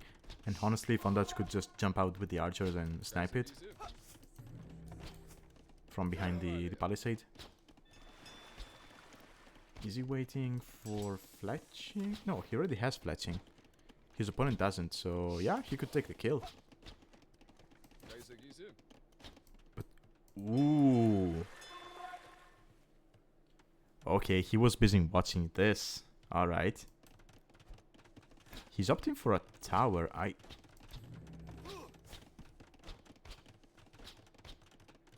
mean, sure, better safe than sorry, but I don't think it was needed.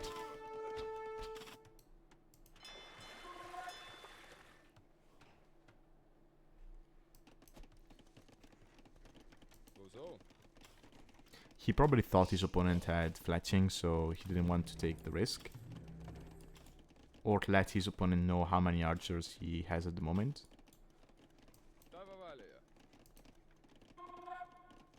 Yeah, I think he's going to wait for until he has something like 7 or 8 archers, and then he jumps out and just goes to his opponent's base.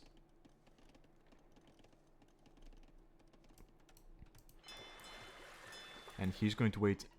Oh, I was about to say he's going to wait until he has 2 fires to show himself, but yeah. Now we have fire from harooooo. Who, I mean, he's going to be able to defend from this. It's 2 docks against 1. But that's still fishing eco that is going to get disrupted. Whereas Fondac is just going to be merely fishing here in the back. With 8 fishing ships. Same as harooooo, but they work faster for Japanese. And yeah, we have the archers going forward. Yeah, we have the villager coming back. I wouldn't mind... yeah. Okay, he's dropping the house.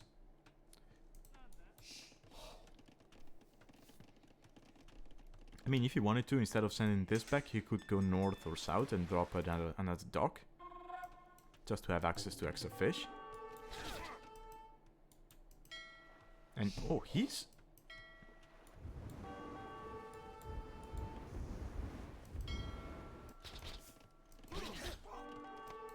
He somehow is still in the pond. I thought... And he's up to castle. This is very nicely played from Fondac. He abused the market. A little bit, but that's fine.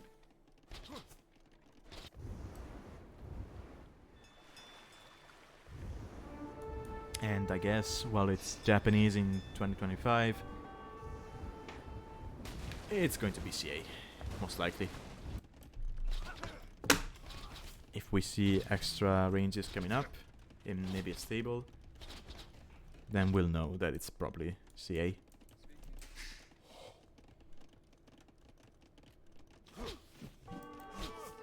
Nice walls from harooooo. He's going to be able to scare the archers away. Also, these are Lithuanian skirmishers, so they move faster. You're not going to be able to outrun them. Yeah, look at that. That's such a nice bonus for Lithuanians.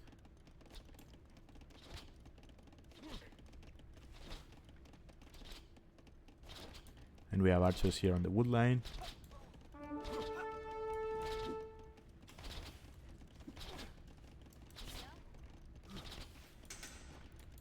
Fondac's kind of turtling himself in, but he's basically castle. Imagine if he had made a single stable. Now get to castle, you make a couple of knights, you kill everything. But he's going to drop a TC, yeah.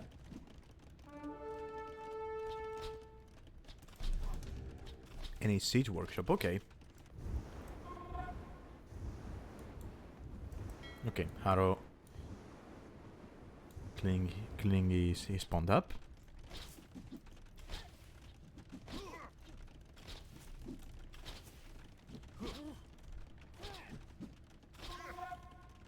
And if you're Fondac, what do you do from here? You switch to farms, I guess. Still in horse color, so probably not yet. He docked the north, I like that.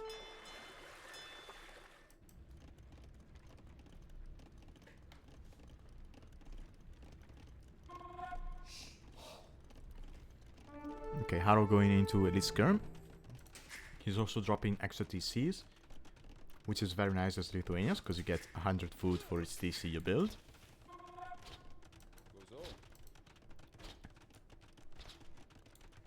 And yeah, I would say Haro has the advantage at the moment. Look at this. So Fondage got that dock cleaned, and he says, well, okay, I'm just going to build it here then.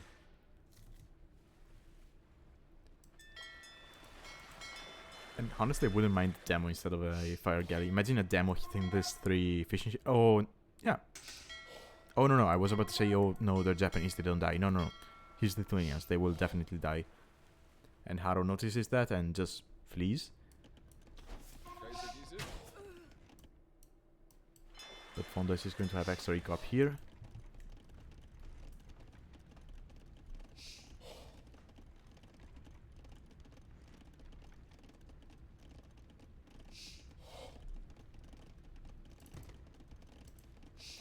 Oh, don't mention attack. I like doing this, especially for the league.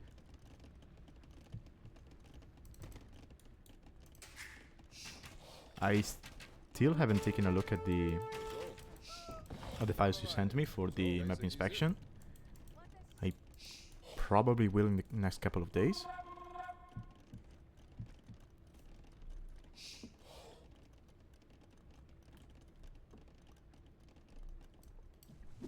Okay, we got some crossbows here. That Scrum is going to die, but there's more here, so Haro should be fine. He also has a slight health advantage. Ooh, that's bad from Mondaj. That's so many kills. I mean, Haro is going to lose these crossbows as well. Ooh, he's going to take down a single Scorpion, yes. Again, because of health advantage.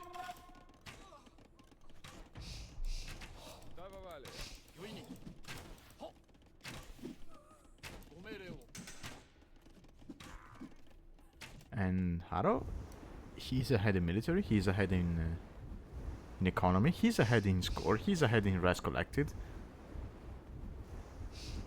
This is going to be quite difficult for Vondage to win from this position. Oh, he's going for DTC on the outside. I like that. I know he still has some resources in his base, so that might seem a little bit too early. But it's better to do now when you know your opponent is not around with the units than to try doing it later and just getting caught by some stray crossbows.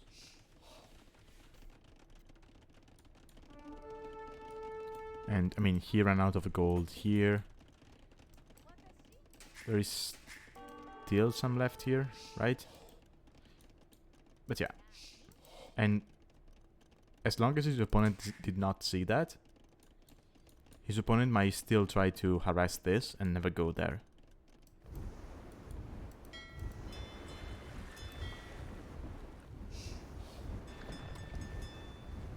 Okay, so Fonda's invested into War Galley upgrade.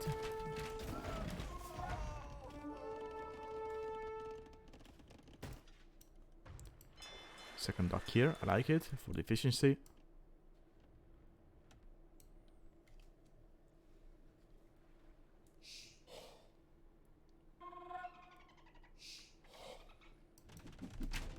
But we have a castle from Haro.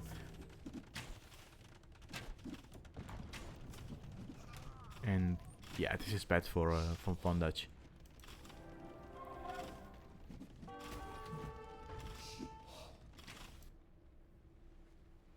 Now Haro, not the best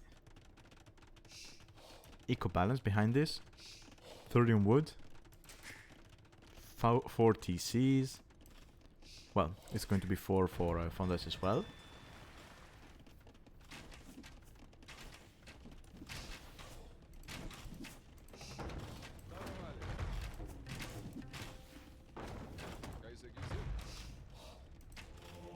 We have a monastery. He's probably thinking about redemption. Defense. I'm not sure if he can afford that. Ooh. Oh, Harrow sees that.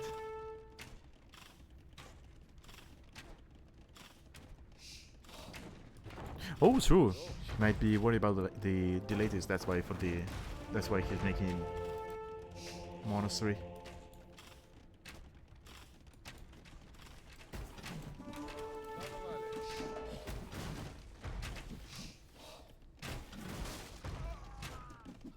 Scorpions will go down because there's no ballistics.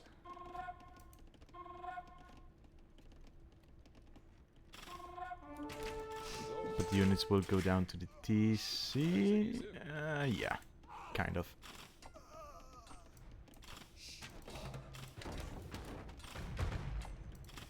Actually, what time is it?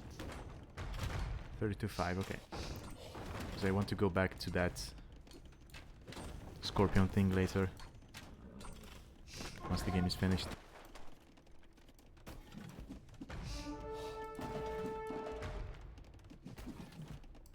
Another TC from Fondage. So he's trying to secure as much of the map as possible. Going to lose these to the mangonels. That's a nice eco for Harrow. And he's up to Imp. Okay, we have Lighties out now. But there's monks, so Fondage should be fine. And oh well, the old man dies to the mangonels. And honestly, if Fondage sells the wood, he should be able to go up. Yeah. Just sell the wood, and you're up.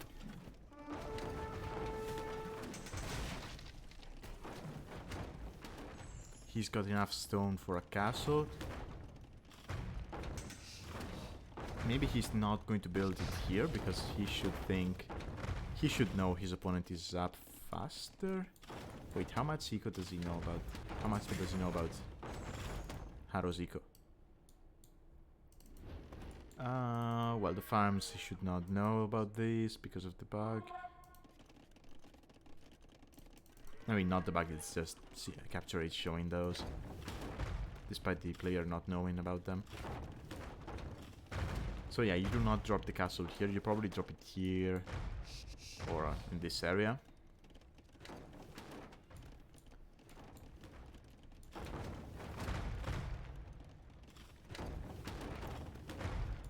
Okay, we got bloodlines, light cap, so I mean, Harrow might be able to afford the Winged Hussar upgrade once it gets to Imperial. And honestly, when you see no army from your opponent, just going for those raids with the Winged Hussar, it's a nice idea.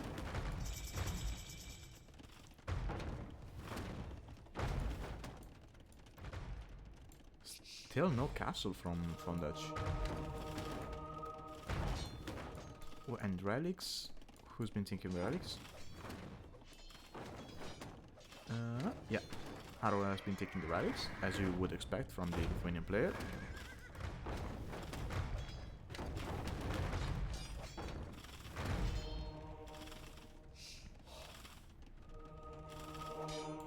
Castle coming up here for Fondage, trying to go for that infantry switch.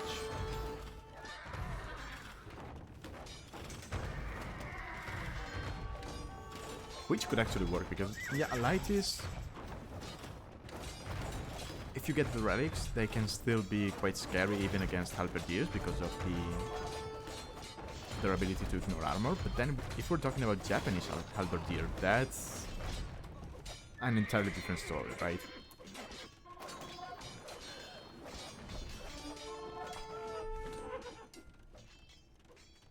Good job from Fondage to just evacuate this instead of just losing the pills. But now he's going to be starving for areas to expand to, right? Because there's going to be a castle here to lock this down. We might see traps taking down this one. There might also be... Yeah, there's already the trap coming here. And Fondas doesn't really have the army at the moment to take care of this. Nor the eco, really. Flish is depleted here.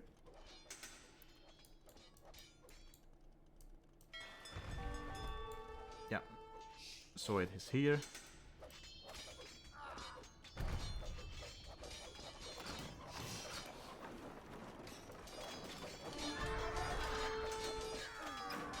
And yeah, I think... Yeah, harooooo takes the game. Well played. So game 1 goes to harooooo.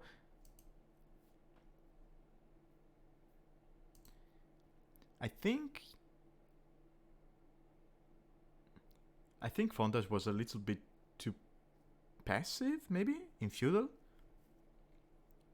Right? He had like 5 or 6 archers sitting with fletching, sitting in his archery range, when his opponent has 2 archers forward without fletching. And instead of just jumping out, killing those and then going forward, he dropped the tower and just stayed in his base with the archers.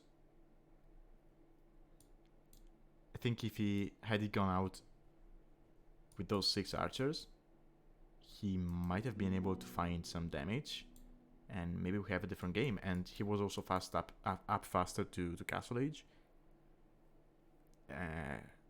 But then he was just staying in his base because he had a couple of archers all around just blocking him. And yeah, I think that's what killed him in the end.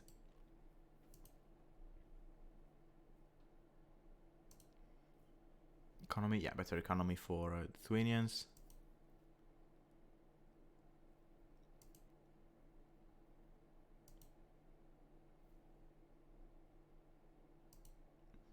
Yeah.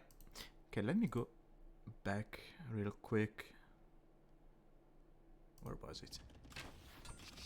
I think it was here. No, a little bit earlier. Yeah, it was here, yeah. Just wanted to see... Ah, yeah. So you see here, they were microing. So if you're missing ballistics on your scorpions, yeah, he was probably targeting this, or was just doing the stop micro. You want to target like this, or this one. You want to target the ones in the front, because then, let's say you target this one, the bolt goes this way. This one is going to be able to dodge it because there's no ballistics, but then you will hit the ones in behind. So yeah, that's just something to keep in mind when you're microing scorpions with no ballistics. Anyway, I'm just a fan of scorpions, so I wanted to talk about that. Let's get into game 2. No, not this one. This one. Game 2 on Saturn. Okay, and we have Khmer from Fondas and Portuguese from harooooo. Okay, Khmer is a little bit of a surprise to me. It's not the kind of save you would normally link to hybrid maps like this one. Portuguese, on the other hand, could be interesting here because we've seen people go for docks here and just use navy to fight land units. Portuguese have access to the caravel, which could be insane against land units. It's basically a scorpion, but it doesn't die as easily to mangonels. Now, arguably, it's more vulnerable to monks, if we get to that point. But yeah, caravels could be very, very nice. Also, let me just change the stream title so it reflects what we're having here on screen. All right, there we go.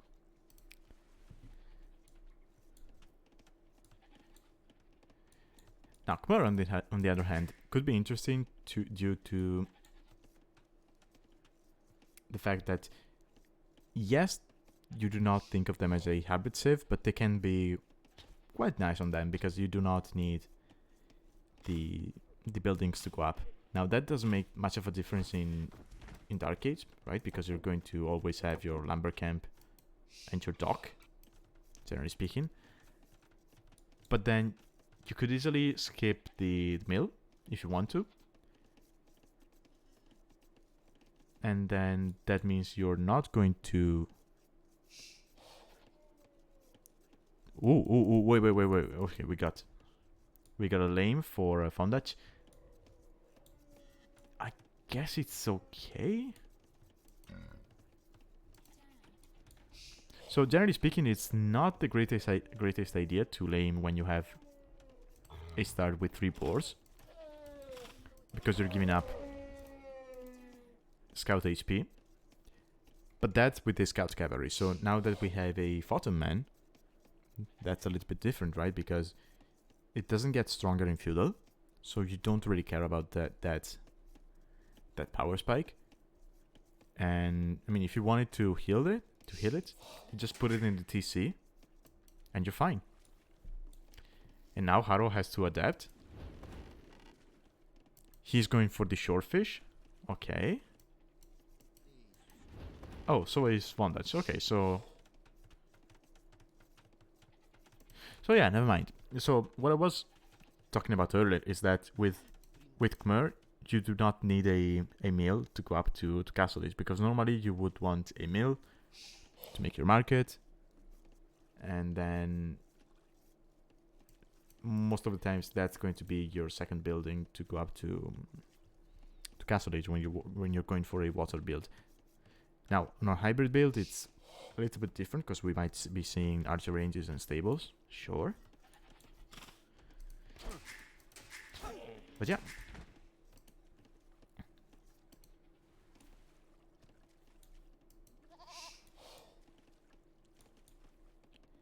And Haro is going very out for to get that fish. Now, Fondach knows about this.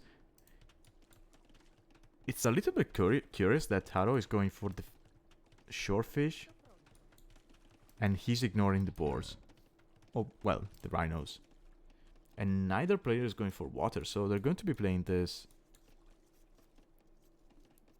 somewhat standard. They haven't even scouted the water. Yeah, they don't know about the water in the corners. So I don't know if they did not take a look at the map, or if they're just choosing to ignore that. And I'm curious to know if Haro is going for the shorefish now, and the moment he sees his opponent is in feudal and as such has some land military, if he's going to go back to his base and then get the boars, which are safe.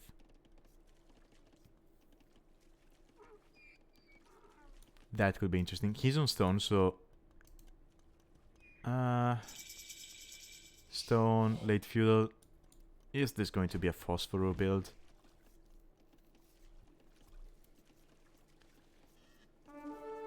I think it is. I think he's planning unique unit. I don't see why else he would be on stone at the moment. Market from Fondach.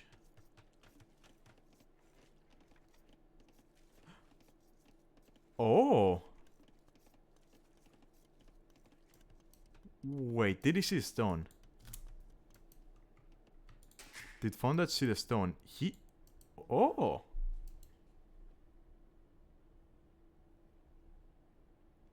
What?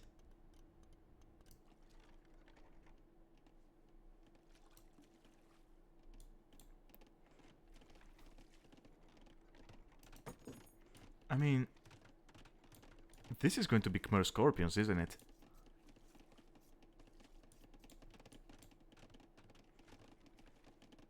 Wow. That was a sick build. I mean, I don't know if he's going to be able to afford everything once he gets to castle, because he's Khmer, he's not Romans, so he will not have the discount on the Scorpions.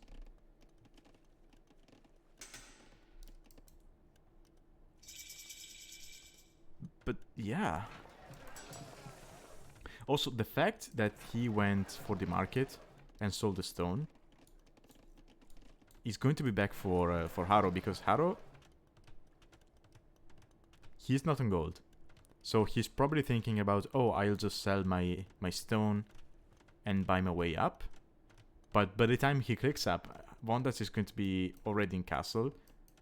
He's going to build a siege workshop. There we go. And the fact that he sold the stone ruins the market price for harooooo as well. I mean, he's still going to be able to afford. Yeah, he's still able to afford it, but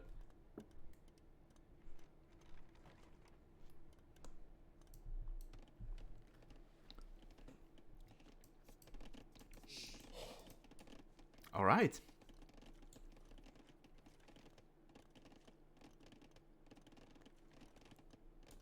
Khmer Scorpions, okay. Double siege workshop.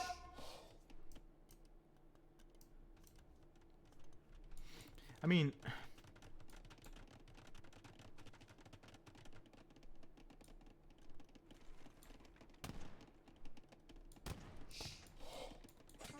this could be great, but it could also go very wrong, right? Because if harooooo is able to get a castle up here, then oh, where is he going? He's going for a castle drop. What the? Wait, does he know about the siege workshop? He doesn't know. So, okay, so Vondas is going to be pressuring this with siege and monks.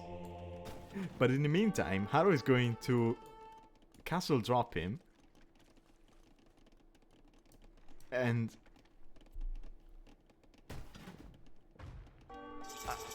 I honestly don't know for who it is worse. I mean, I would argue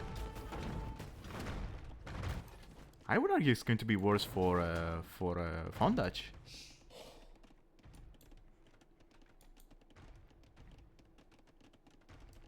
I mean, sure, harooooo is going to lose these bills, right? But then he's got these bills forward. And could just take harooooo's gold. Yeah, I like the thought from Vondas to try and deny this with bills, but yeah, it's going up. One bill dies, that's fine. And now there's going to be organs. Okay, defensive siege workshop for Vondas, so actually, do Scorpions have bonus damage against? No. They do not have bonus damage against siege.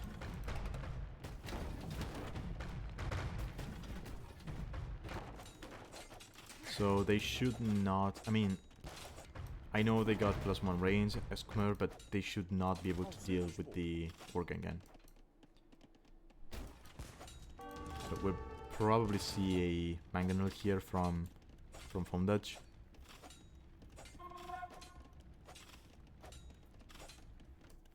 Yeah, attack. This game is he's weird. Now, harooooo is running away here. He's going to be able to because it sees it's never going to be able to catch up.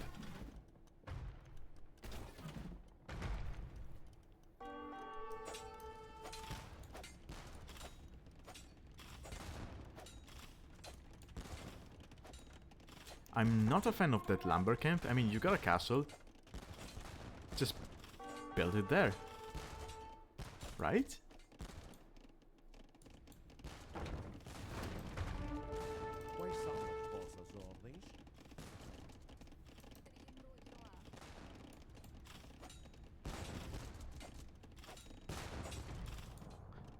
I mean, you could also justify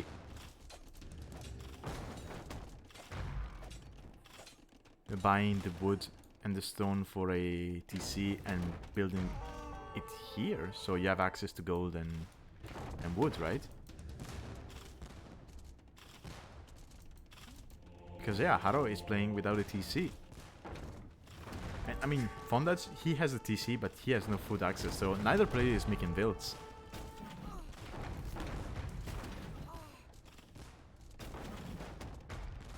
And I know I said harooooo's position was probably going to be better, but now I'm not too sure.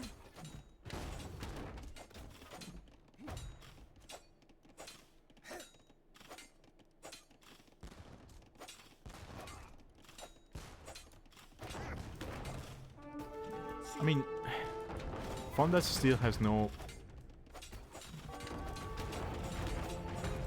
tool to get rid of the castle at the moment. I mean, he could make rams. But yeah, there's going to be a siege workshop here from harooooo, so just a mangonel behind us takes care of the rams.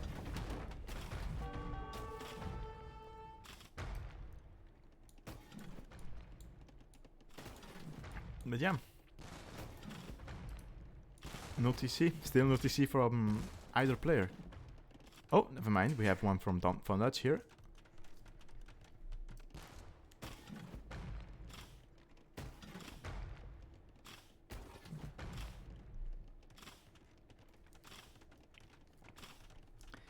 Yeah, I mean, you cannot have idle TC time if you do not have a TC, so there's definitely no problem here.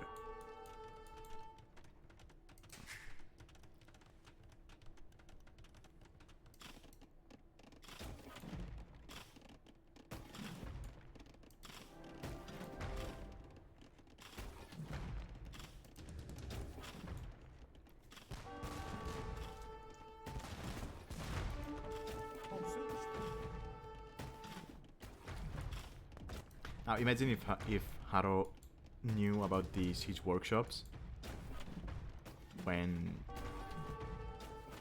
he decided to send the village forward and he makes a castle at home instead of going forward. I think we have a very different game. But now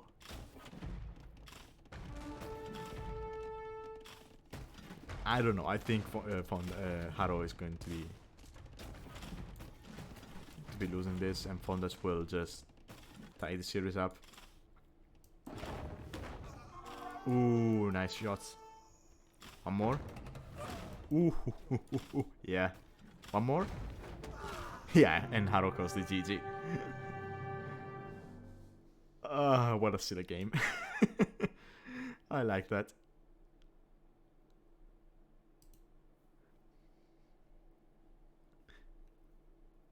Still doesn't compare to the demo we saw in the previous series, but it was a fun game.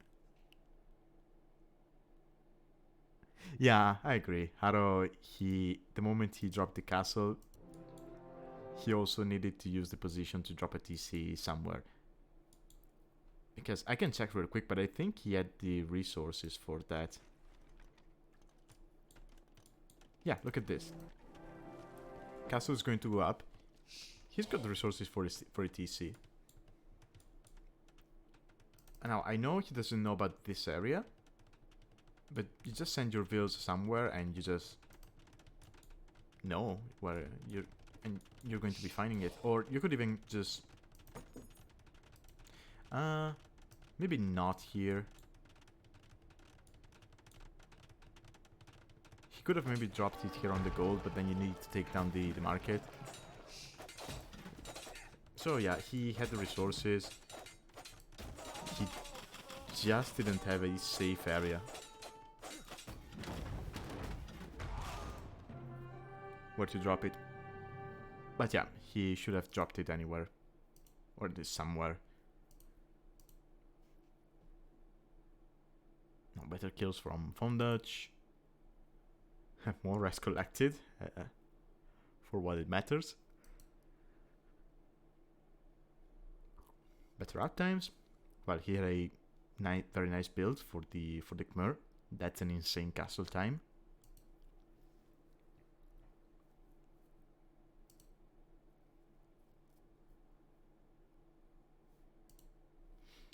Yep. All right, so that was the third and last set for today. I think I'm going to end this stream here. Thank you to everyone who joined.